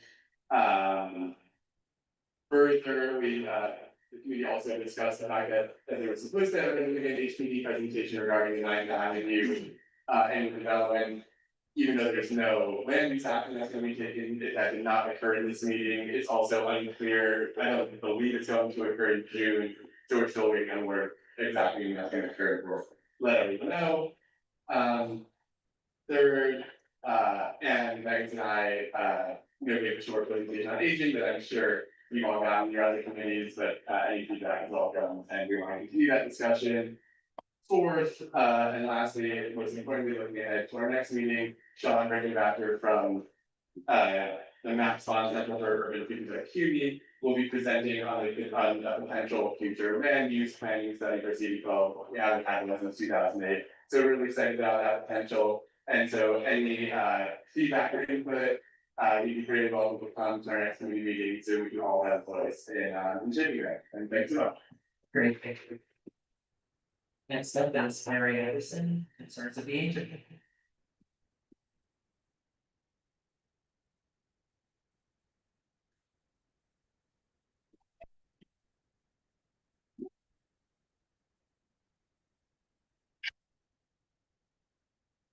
Thank you. I just invite you all to read the minutes from our last meeting. We did not have quorum. And I just want to shout out to Ann and Meg, yes, who took minutes for the meeting. I appreciate that. Excellent minutes, thank you. And also, just want to say that the members of our committee are going to the meetings of the other committees to present our ageism discussion on what we've been talking about, how ageism impacts other areas of our lives. And been well received by the committees that we've been presenting at so far, and we will continue to all the rest of the committees. And just another shout out, this is like the fourth year that the Committee for Concerns of the Aging has teamed up with other agencies in the community to sponsor a senior safety and wellness fair. There are flyers in the back for this fair. It's on Friday, June 12th from 10 a.m. to 2 p.m. in the Audubon and the Allianz building on the second floor. We usually have about 20 to 24 vendors presenting and, you know, sharing information with the seniors of the community. We encourage everyone that can to come. And if you know people who would benefit from attending this fair, please let them know about it. And there's also going to be lunch served. So we have that exciting agenda item as you know, in addition to all of the other things that happen. So please come and join us. Paola is holding some additional flyers if anybody needs them. Thank you.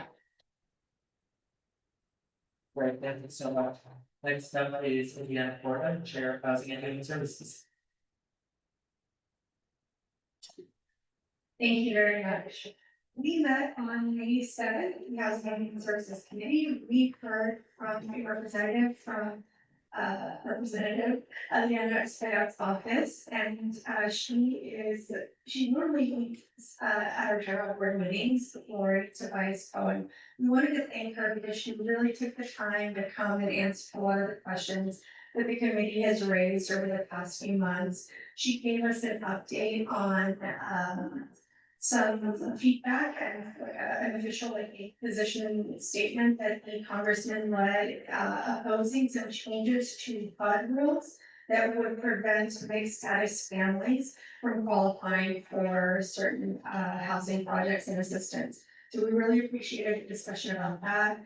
We also talked a little bit about some funding that she had mentioned that there were $38 million that have been allocated to help asylum seekers in the city, and we got an update that that money actually never made it to the city because the federal government pulled it back.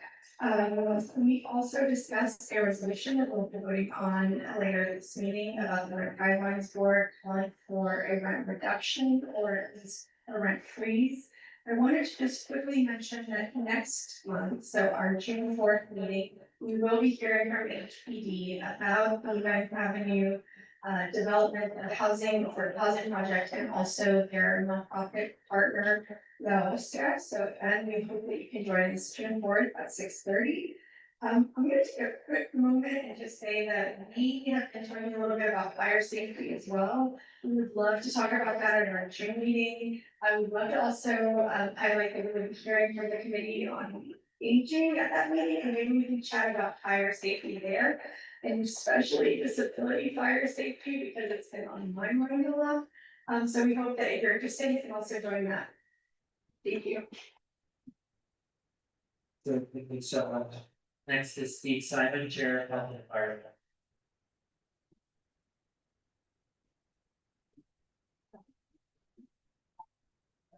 Thank you.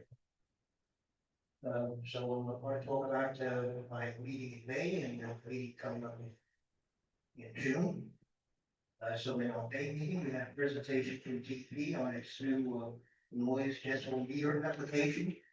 So you can now download this application and then record the noise issues, and they get sent directly to DEP into its database so that they can track the noise issues, and according to them, they then know how to deploy their resources and where the issues are in the particular community. I will ask the board office to send out that information to all the members, actually to the community at large. In addition, we also had a presentation by Chris Nickel. Some of you may recall him. He a few years back worked for. Sorry, thank you. He uses a pronoun there. So Chris previously worked for State Senator Jackson and has gone upstate for the fall. And is now raising the produce and bringing it down to the city as part of a CSA, community supported agriculture program. And so on Thursdays, 3:30 to 6:30, he's distributing food in Inwood at the Louis Inwood restaurant and in Washington Heights at Murdoch. He's doing something amazing. I think he has a sliding scale and he also accepts us benefits. So depending upon your income, he tries to make sure that you can qualify to get and take advantage of the fresh produce. And I would also ask the import office to send out the information about this program. It's called the Finca Serenos Farm Project. Finca, FINCA, second word, SEREMOS. Yes. And for June, I'm expecting a presentation by the Department of Health and Mental Hygiene on its latest community health profile. I don't believe it's updated the profiles around the city for maybe 2 years. And so they're finally got around to doing it. This should be very interesting for people who really want some data and basic information about the health status of our community on all sorts of different points. They'll be hopefully presenting that at our June 4th meeting. We're also getting representatives from the Centers for Disease Control to discuss a survey that they'll be undertaking in our community in July as part of the National Health and Nutrition Examination Survey. And I've told them that I'm hoping that whatever results they gain from our community are not going to get destroyed by CDC, by the current CDC leadership. And I guess we're also going to get a presentation by Richard Holman from the Aging Committee as part of a series going on with the different groups. Thank you. Just gave that unbelievable presentation, at your next meeting also, or is it too full? There's always room for more, if we want to stay there. I'm gonna talk to the gentleman in the back at the end of this meeting, and we're gonna work something out. I have a feeling that they also involve the land use committee. All right, thank you. I'm getting some feedback online that most people are really unable to hear me, so I'm gonna actually ask the remaining speakers for tonight to move back to where I am. You do have a question from Tracy McNeil, or Steve, Tracy, go ahead. Steve is Health and Human, Steve is the resolution committee, correct? Yeah, the resolution items for a vote is not, yeah, these are just committee updates. So I can't ask a question about the resolution right now. That would be an inappropriate time. Yeah, that'll come later. My bad. Thank you. Next up is Luana Ferreira, Parks and Cultural Affairs. Okay, good evening, everybody. Please refer to the minutes and to the video to hear directly about parks updates, capital improvement projects. We have a very exciting announcement. Bellevue Park will be opening. It is open, but the official ribbon cutting ceremony will happen on Thursday at 11:30. So we're very excited about that. This Thursday, yes, this Thursday.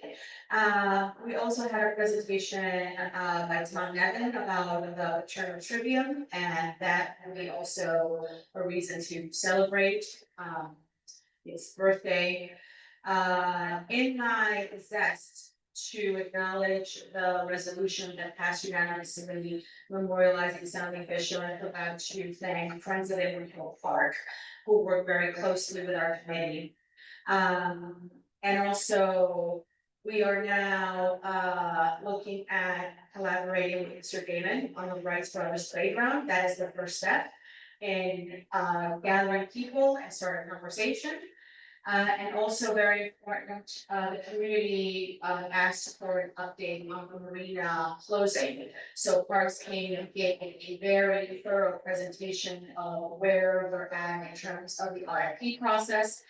If you do not know, when it comes to proposals, those take a very long time, because it's I need to explain to you what working for city agencies and the RFP process entails, particularly when they're tax dollars. And that's it. If you have any questions, thank you so much, Daryl, for taking the minutes at my meeting, and thank you so much to my committee, or to the committee, it's very personal with that committee, so yes, I have license for the posting. Do you have any update on Gorman Park? On what? Gorman Park? Gorman Park, oh, yes. So, Gorman Park, we always ask Park, Steve, you're here, about the status of Gorman Park. It is a complicated situation because whereas the top is open and quite active, and we're trying to partner with organizations to have concerts, to have activities, the challenge is both the retaining wall and everything in between that retaining wall and the top.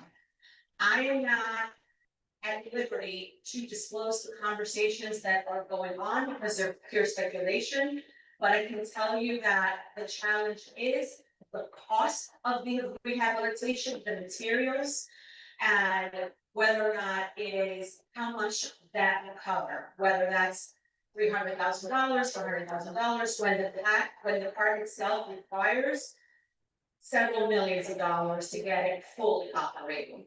So I don't know, Steve, I want to call on you, fellow board member, if you want to, I yield my last minute to you. Because that's what we do, we collaborate and cooperate. And you are the expert. All right, so I actually spend in my normal job some time dealing with this particular issue, so all capital projects in the county. This is, of course, been a very frustrating situation because of the fact that it is particularly costly to do this work because of the topography of the site. It's on a big slope, and it's we've had contractors look at it and tell us that it's going to be, of course, millions of dollars just to provide access to get up to the unstable retaining wall. So Councilmember Delafield, Councilmember Delafield on this. She has allocated at this point $3 million towards this project. Thank you. The last, yes, thank you very much. The last estimate, frankly, is a little over 20 million. That's needed to do the full job that would enable us to completely reopen the park. Okay, but we are also looking at a short-term solution and looking for some money to just reopen the southern area along Broadway. Yeah, 26. Thank you. Cedric, do you have an update for licensing now? And then Tanisha, actually Steph, for youth and education. Or are you providing an update? Yes, okay, go ahead. Oh, how's it going, everyone? My name is Dr. Virginia. I'm here representing the licensing committee. If you have any questions or concerns, please reference the minutes and video. I'm more than happy to answer any questions. All around will be going into detail for some of the resolutions we got. And that's all. Thank you. And now I'll start the youth and education. Thank you. So I'm reporting on behalf of Tanisha and the Youth and Education Committee. Last meeting, we had a great turnout from youth in the community. This has been a recurring theme at our meetings. Albert and Dee can attest. And most recently, we've heard from Inwood Academy for Leadership. Our school, we have 3 schools here, elementary, middle, and high school in the district. We spoke to a few programs that they have going on. One I will highlight is Edge the Heights, which is an annual event in which you have the heights. I have some of some of our community that is happening on June 6th. They're meeting on at 433 West to 4th Street at 9:45 a.m. There will also be an event at the Edgecombe Sunken Playground, which is 166 in Edgecombe from 11 a.m. to 3:45. All are encouraged to attend. In addition, we had some students present that shared a petition against the expansion of Zeta High School. Their concerns mainly regarded the allocation of resources to public schools, as well as student attrition rates in our district. Many students that are leaving public schools to go to charter schools, and the money that goes along with that. We'll speak later about the Zeta resolution. And finally, I'll share that Fort George Head Start program also presented, they have a program for 1 to 5-year-olds. They are well established in the neighborhood and they serve uptown Manhattan as well as the Bronx. They also have a Bronx site. And that's, I think, it for me. Any questions? Great, thank you so much. We're now gonna move on to elected official representative report, so we'll start with the two I see online. Frank from Councilmember De La Rosa's office, you can begin.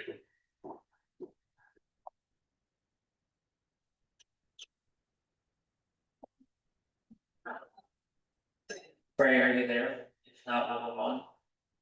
Okay, Ian Bolston from Majority Leader of Frank's office. Hey, thank you, Anthony. Can you hear me all right? Can you guys hear me? Hello? Can you hear me? Yeah. Okay, sorry. So yeah, this past week on Friday, we had a walkthrough with DOT Commissioner Mike Flynn through the neighborhood in Washington Heights to discuss some potential upcoming projects in the district. And one of the stops included the Riverside Drive viaduct to try and show him firsthand the conditions on the ground. So we're trying to continue advocating for resumption of work, and hopefully we'll have an update for the community soon. They're still going through litigation. The city is, so unfortunately, there's not a ton we can do about that. But we're trying to push for a speedy resolution. We also stopped by the Lily Brown Playground there on Riverside Drive in West 162nd Street. It is now back open following its recent extensive reconstruction. So there's a brand new play area, updated equipment, fresh servicing, spray pad, more. And Councilmember Abreu is really proud to have provided funding for that effort, and we're thankful for the Parks Department for their work. That's the playground that he grew up going to as a kid, so it's actually meaningful for him. Recently introduced legislation to prevent grocery stores and bodegas from raising food prices more than once in a 24-hour period. Trying to take on the growing use of algorithms that use personal data to charge people for the highest price possible is covered in the New York Times last week. So, or a couple weeks ago. So if you didn't get a chance to see that article, would highly recommend. And this coming Saturday, May 30th from 10 a.m. to 1 p.m., we have a sanitation truck that will be providing free shredding services. It's outside of CB12, unfortunately, but not too far. It's on the corner. We'll be on the corner of West 135th Street and Broadway at 3333 Broadway there. And we'll be sharing a flyer this week. And then lastly, we, have our participatory budgeting results for the past cycle. There's 3 projects selected by community members that include tech upgrades for all libraries in the district, including new computers, laptops, printers. Second place was a pathway reconstruction Morningside Park. And then third, basketball court resurfacing at Annunciation Playground, which is on Cavan Ave. And actually, sorry, I forgot as well. The free 2K seat enrollment is for this fall is open on June 2nd and will be open until June 26th. Inwood and Washington Heights are amongst the eligible communities. So our office will be sharing more application resources as we get info from the mayor's team. And of course, please feel free to reach out to our office for assistance. So yeah, that's it for me. We'll now try Frey again, Councilmember De La Rosa's office. Frey, go ahead. Me? Yes. Yay, okay. Good evening, everyone. Sorry for the little tech issue. Don't want to repeat too much of the fire, but we've been pretty much has been our entire May has been working with the families of the 207 Dykeman residents to gather resources, information, and just stand by the neighbors as they're going through this incredibly traumatic and life-altering event. It's now claimed the lives of 4 of our neighbors. We thank the community, especially for coming so quickly together in response to the fire, including the Manhattan Borough President's Office, Holy Trinity Church, Dyckman Heights Church, CB12, Assemblymember De Los Santos, Senator Jackson, as well as Manhattan Legal Services. And although donations are at capacity, I know folks keep asking about that. Holy Trinity is still collecting funds. They have a specific Dyckman Fire Fund on their website. Just moving on, if you have questions, of course, I can answer, but just want to move on from that sensitive topic since we talked about it a lot. We have our 4th annual Bronx Pride Ball on the High Bridge this June 17th at 3 p.m. on the High Bridge, of course. This is, of course, in collaboration with Council Member Althea Stevens, as well as La Sala, which is under DWDC, and the Destination Tomorrow Bronx LGBTQIA Center. We'll be posting about that soon. We definitely invite people to join. It's one of our best events of the year. We also hosted a Mother's Day event at the Isabella this past weekend, a spa day for our elders, our senior folks who just needed some pampering for the day. We also have a youth mixer with Assemblymember De Los Santos' office that he can mention. That's also posted. We have an upcoming hearing between the tech and education committees between the 2nd or 3rd week of June. That's subject to change, but we'll definitely tune in. I know there's a lot of community members who have questions about education and technology and how we're using emerging technology like AI in our classrooms. We're also excited to join the ribbon cutting for Dolphin Park this week. Happy to have push action on this long stalled opening and to open another green space for our community to have access to. Speaking of the Port Authority, we're also in close communication with them given the fallen debris in the past few weeks, both on the George Washington Bridge and from a disturbing video we saw earlier of the Broadway side. So we have been reaching out to them.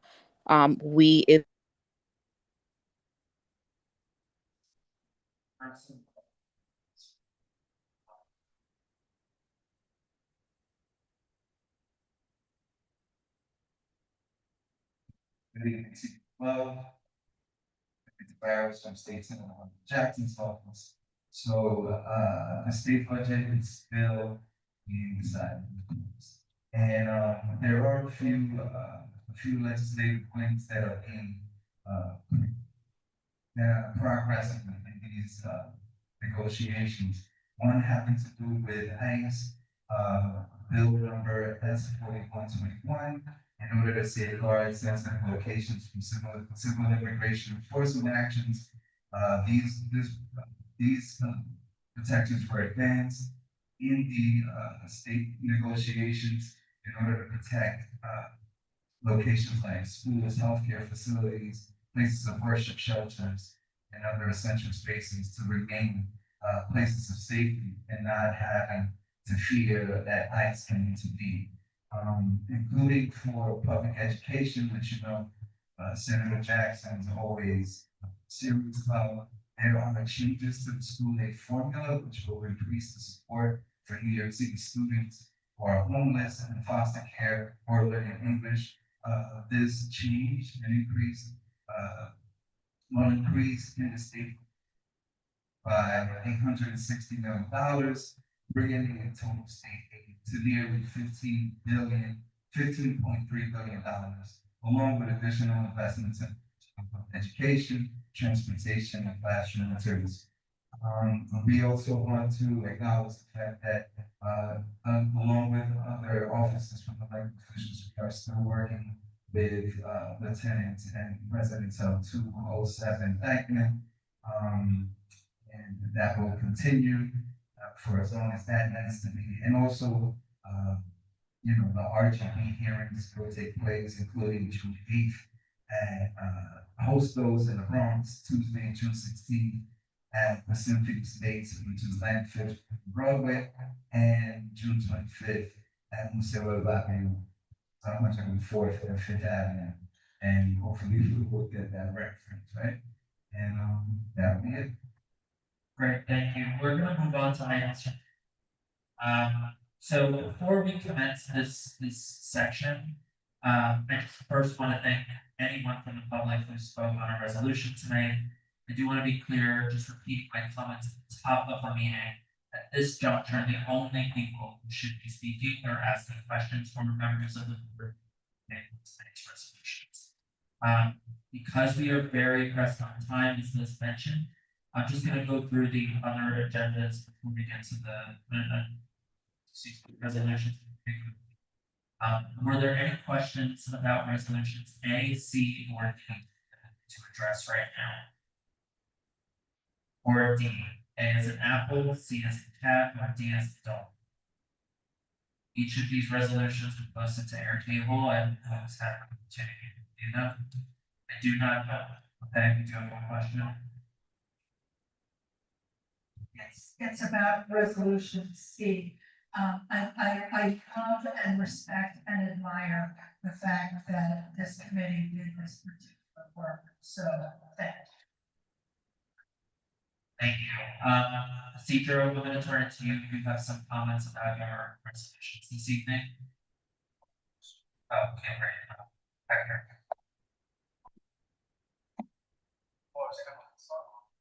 So, these regard resolutions 1 through 8. Also, everyone, we had an agenda items this month, the month of May, however, the it's target because we don't take control of the recent acquisition of cannabis task force, we do address cannabis applicants for every meeting, we have one precinct and the rest for liquor license, one license, got one method of operation change, and 2 dining out application. Please reference the minutes, the school district safety, also reference the YouTube video. I also make a special shout to Catherine for helping me with some resolutions. We did have the fourth recent commanding, which is a nice rate, it's also recent to shut some light, 2 establishments in particular with a great deal of position, and that would be number 2, EPA in Mexico. We do have next details here that just provided some matter as well as the method of operation change, EPA cash report.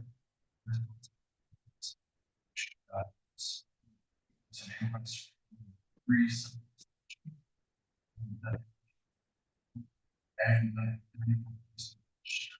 that's my position. Both applicants and one applicant is not present, which was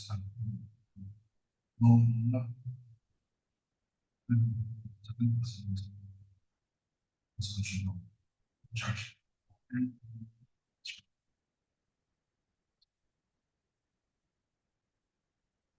Missy, go ahead.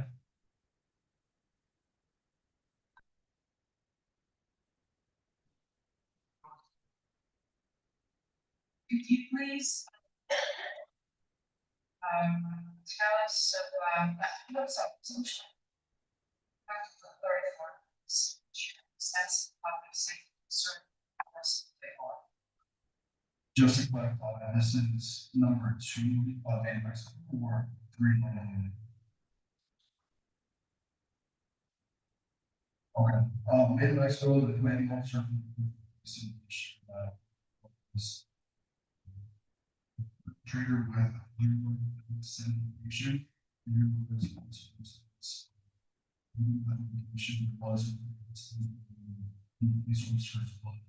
injured while the establishment did some insights.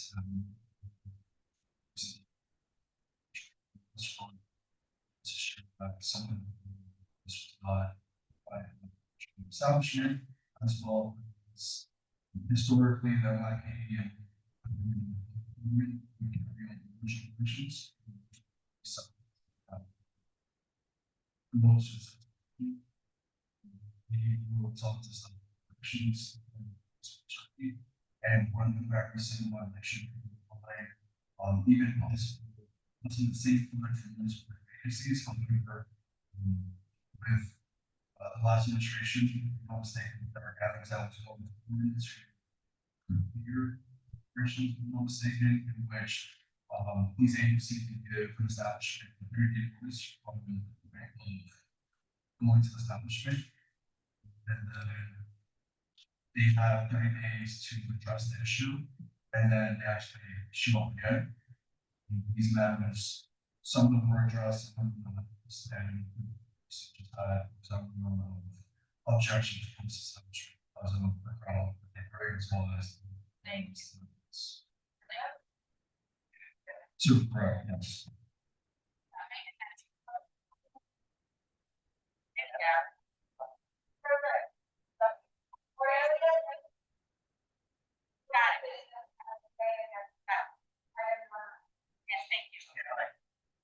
With respect to resolution number one about campus place of motorized trains, this is somewhat unusual that we're voting on this application months after they've actually opened.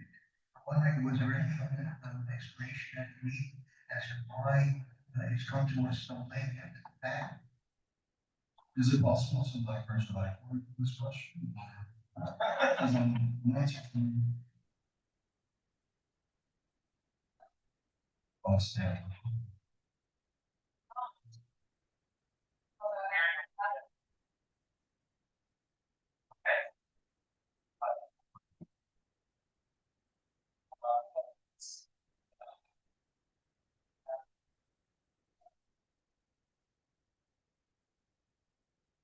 This option changes. We had maximum small instance. With the firearm itself, which is particular, the lighting, some issues.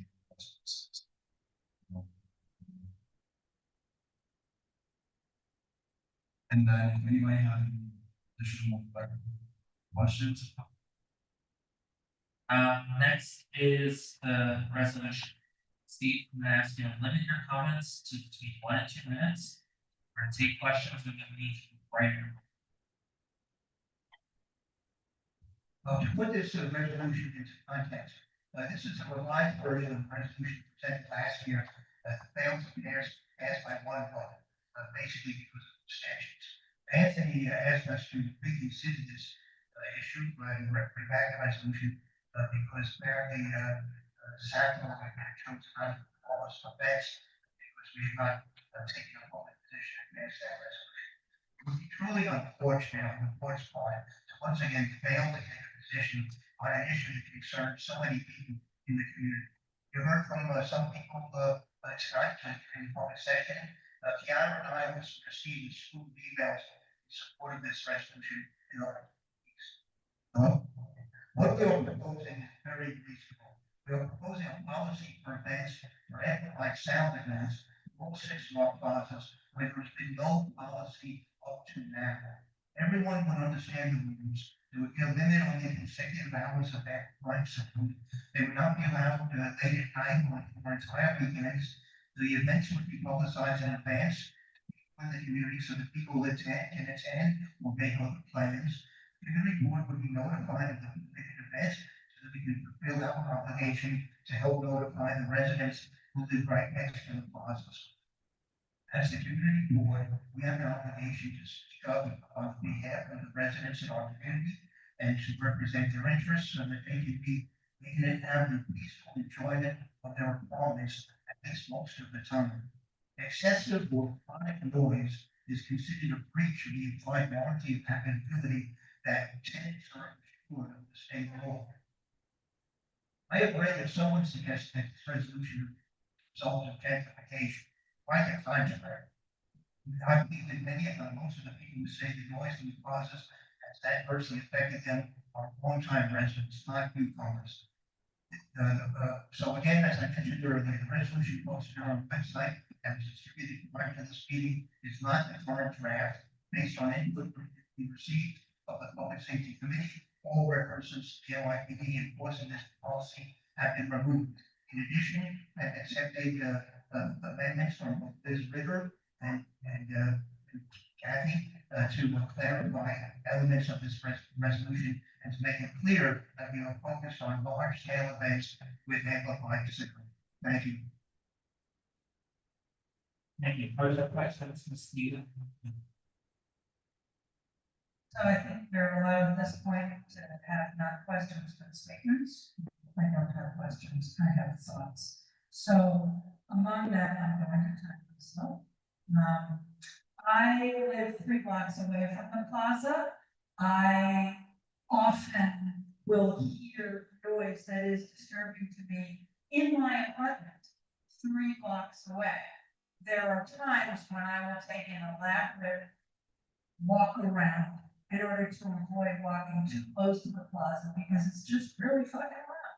Pardon my language. I will tell you that there are a bunch of events at the plaza that are great, particularly when they're not too loud. And even sometimes the loud ones, like they're exciting, they're fun, and if people knew about it, and if there was a time limit on when the things ended, and if there was a commitment to not have, you know, even egregiously loud noise every once in a while, whatever. I'm not gonna blow up somebody's spot.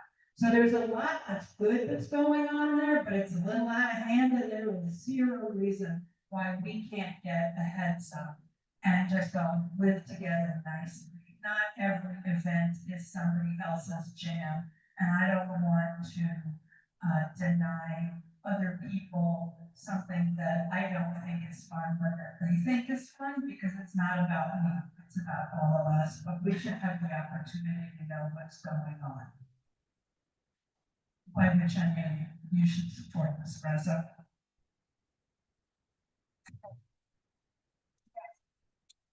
Leo, you have comments? Thank you, and I'm sorry for the coarse voice. Good evening, everyone. I'm sorry I'm not able to be there in person. I'm a bit sick. So I, like Steve mentioned, we brought this back after a failed attempt last year, and the whole goal, the whole purpose of this reso is so that we ensure that SAPO provides notice prior to events happening within the plaza. Now, when it comes to noise, we heard from NYPD in the past. We also heard at the hearing last year, a lot of the noise do not necessarily come from events. It comes from bad actors that use the plaza for the wrong reasons. Um, so when it came to my committee recently, although it did pass, I opposed it because I saw some of the points on the resolved that I couldn't agree with. I think that often when we pass these types of resolutions, we target a demographic or a certain group, people who use these events, especially during the summer, and I'm just not in agreement with it. With Steve, I sent you an email prior that I wanted to remove two of the resolved. Unless we remove that, I can't tell you that I can support this resolution. And I encourage my board members to not support it either. Again, I think this conversation is an ongoing one. I think it's something that we need to sit down with SAPO and highlight certain points. Like, yes, they should be doing outreach when people come to our neighborhood. They should be limiting on certain days, but I don't agree with limiting back-to-back events because most of our events happen in the summer. So you're putting a limit to good organizations who are trying to do good things for our people to bring certain events and liveliness to our community. Remember, FIFA World Cup is coming this year, so we're gonna have events in our community. That brings businesses, that brings money to our community. So Steve, I'm not sure if you want to go over the few ones that the few items or the few points that I asked to be removed, but if you can't accept that friendly amendment, I cannot support. He was asking if you were willing to look at any of the points that he asked to be removed and have them amended accordingly. Well, Leo, I was hoping to have a chance to talk to you face to face, either at the executive committee or tonight. At Kathy's suggestion, I have modified, the provision on the back-to-back events, to make it clear that we're just talking about, large scale events and, not the everyday events. And, I can't just, this resolution was approved by both of our committee. And, I can't just, willy-nilly delete, two very substantive, sections of the resolution, which, I think go to the heart of what people are concerned about. So, I did, as I say, modify, the back-to-back provision and the interesting thing is that what Anthony learned in talking to the manager of the plaza on Dyke Street, is that he's currently, says that every event that he permits, he closes town at 8 o'clock. So that's consistent with our resolution. In fact, our resolution, gives him an extra hour on weekends to 9 o'clock. So, it doesn't seem to really impinge on what's going on right now with that at Cascadia Plaza. One more question. Roll call. Where can we see the reso as it is now? It's on there. Resolution's on there. Sorry. Do not have a copy of the resolution as it now stands. Yeah. So we should table this discussion until next month. What do you? Solution was online. So the provisions that were removed were the enforcement provisions, everything resolved regarding NYPD. And then you modified, as I stated, the provision around back-to-back events to be limited only to large scale events. So those are the only two modifications that you're making to the version that is available on Airview. And if this is, a suggestion I'm making, and whereas it makes it clear that, we are not opposed to the use of public plazas, public events and concerts within a reason. So I was gonna say, I had edits, but I agree with Jen, the one that is on the Airtable, I have been operating as it is the final version as of today. I think it's really unacceptable, Steve, I'm sorry, especially after Memorial Day weekend, that none of us here have the current language. And are clear, like, I thought that those were the edits that public safety was amenable, and that actually does change the tone of the reso. What's on your table is not what we're. No. It's like 3 years old, hey, that's why I'm all confused. But it doesn't have the NYPD, though, that's why I was. Oh, it did. It did. First on Airtable has the, reference to NYPD. Are there multiple on Airtable? Is that the issue? There's only one. Okay, I'm going to move to table this, give this to next month, because we can't. I mean, it's one thing if you disagree on a substantive matter, but if we're not even sure what we're voting on, we can't, I don't think we can really do justice to the subject matter. And to be clear, that doesn't mean that we're not, when we say we want to move it to next month, that's not just like a clever thing to be like, oh, yeah, we're just gonna kick the can down the road. We need, it would be irresponsible if not. So I'm here, there's a motion on the table. Someone seconds, are there any objections to tabling it? Seeing none, okay, I do wanna just make one clarifying comment about this, none of the permits can be issued. Starting with FIFA anyway, so I think it's not a bad idea to table it for next month, because for the whole duration of FIFA, the staff was not issuing permits. One word. Yes, Next month, we'll have new members, right? yes, we will have. And the members that have been working on this will not have a chance to vote on it if they're leaving the board. I believe there's only 2 members that are leaving the board, but yes, that's correct. Oh, great, nice. 2 members who are leaving the board. Okay. All right, so there's an objection, and we do have to take a roll call on the motion, right? Okay. This is, We are now voting.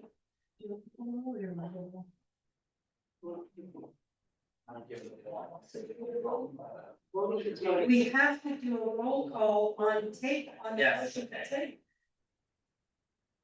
Could the person actually, just to save this time, remove their objection? Because we're in a whole mess, we'll have to go out here to go. Yeah, we should just vote. Vote on the Tape later, the president. Okay, Well, I think we should just vote yes. no, So- but there's an objection. Okay. Motion. Alright, so we're currently voting whether to table or not. If you say yay, we're tabling. If you vote no, we are not tabling. Does that make sense to board members? yes. Okay, great. Jameer, how do you vote? No. Richard Altman? Yes. Mary Anderson? Jay Bias? Voting voting virtually because I'm in Yes. Albany for work. Uh, I I vote yes for tabling it.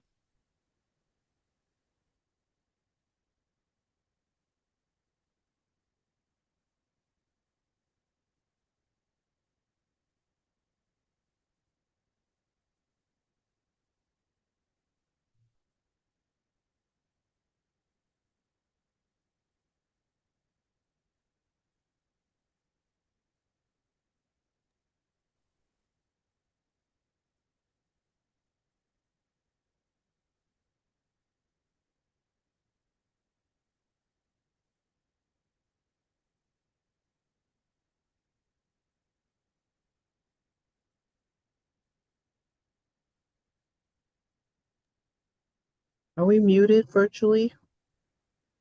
Now, Radia, go ahead, are we tabling or not tabling, yes or no? Yeah. You should put your ID. Leo, I'm voting virtually because I am very sick, but yes, I'm all for tabling. table, OC, No. Alexis, Yeah. Tracy, I'm voting virtually due to illness, and I vote to table it.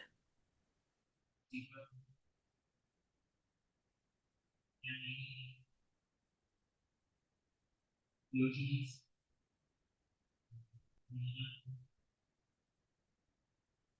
yes, Liz, Lisa, E, Igma, Zed,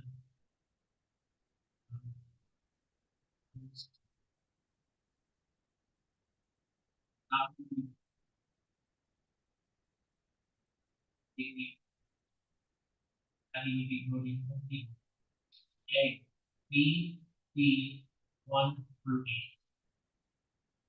Okay, we're gonna move on to that one. So, normal procedures apply.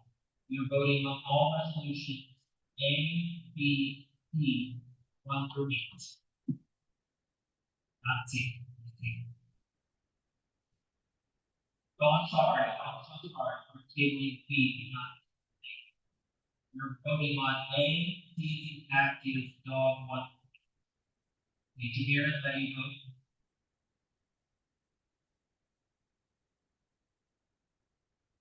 Not voting on B. We table. So yes, all. Yes, to all. Almond.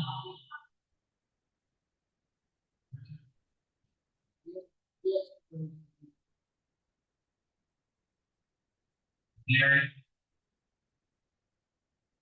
J. Bias.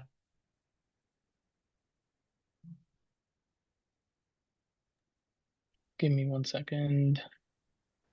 You want me to come back to you? No, I was just pulling it up so I could say it right. J Bias voting virtually due to being in Albany for work. Um,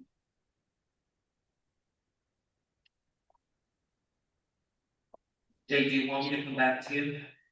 well, I was just based on the agenda is that there was a resolution supporting a state bill. Am I wrong? Resolution C. Yeah. Resolution C for me is the Zeta. The agenda that's online is proposed to be Justice Act. Oh, all right, you come back to me then. I was looking at the one from the email. Yes, you all. Radia, Yes to all. Jim. Yes, to all. Hector, Abstain on number 2, yes the rest. Daryl. Yes, to all. Darlene. Robbie Cruz. Yes, to all. Stefan. Conflict with the employees, 7 and 8, yes to the rest. I got it. Kathy.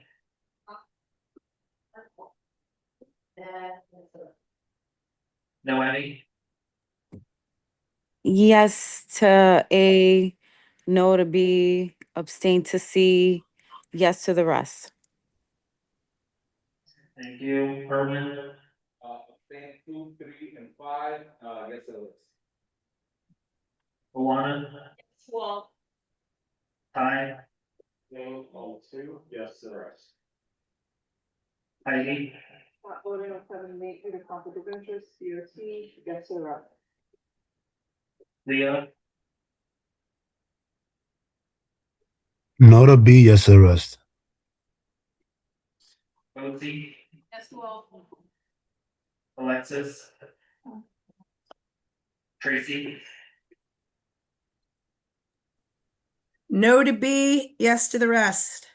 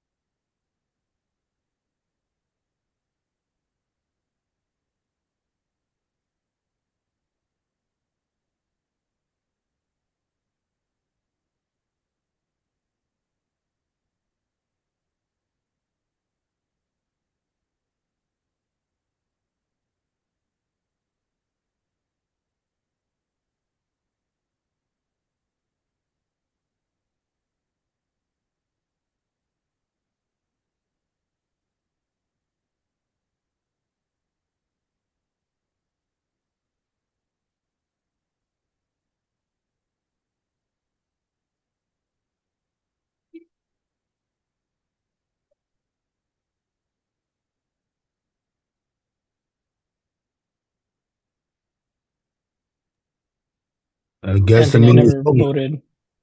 I guess the meeting's over. Good night. I never voted. Oh man. Yeah, I see, mean, half of this was unheard. yeah, know? I couldn't hear much, to be honest with I you. didn't even know where we ended up on the vote to on To B. I table thought it, we were right? to Yeah, table it. And that's I why I voted no. I didn't know if it was tabled or not. I thought we were tabling it as well, but I heard people say no, so I said no just in case. But I Can you guess guys hear us? I Now, don't think so. I think they're about to shut us Can you down. now are guys? you talking, Heidi? Yes, I was saying it I was can hear. tabled Oh, for the Okay. thing on that was tabled, yes. I didn't Okay. get to vote. Oh, shit.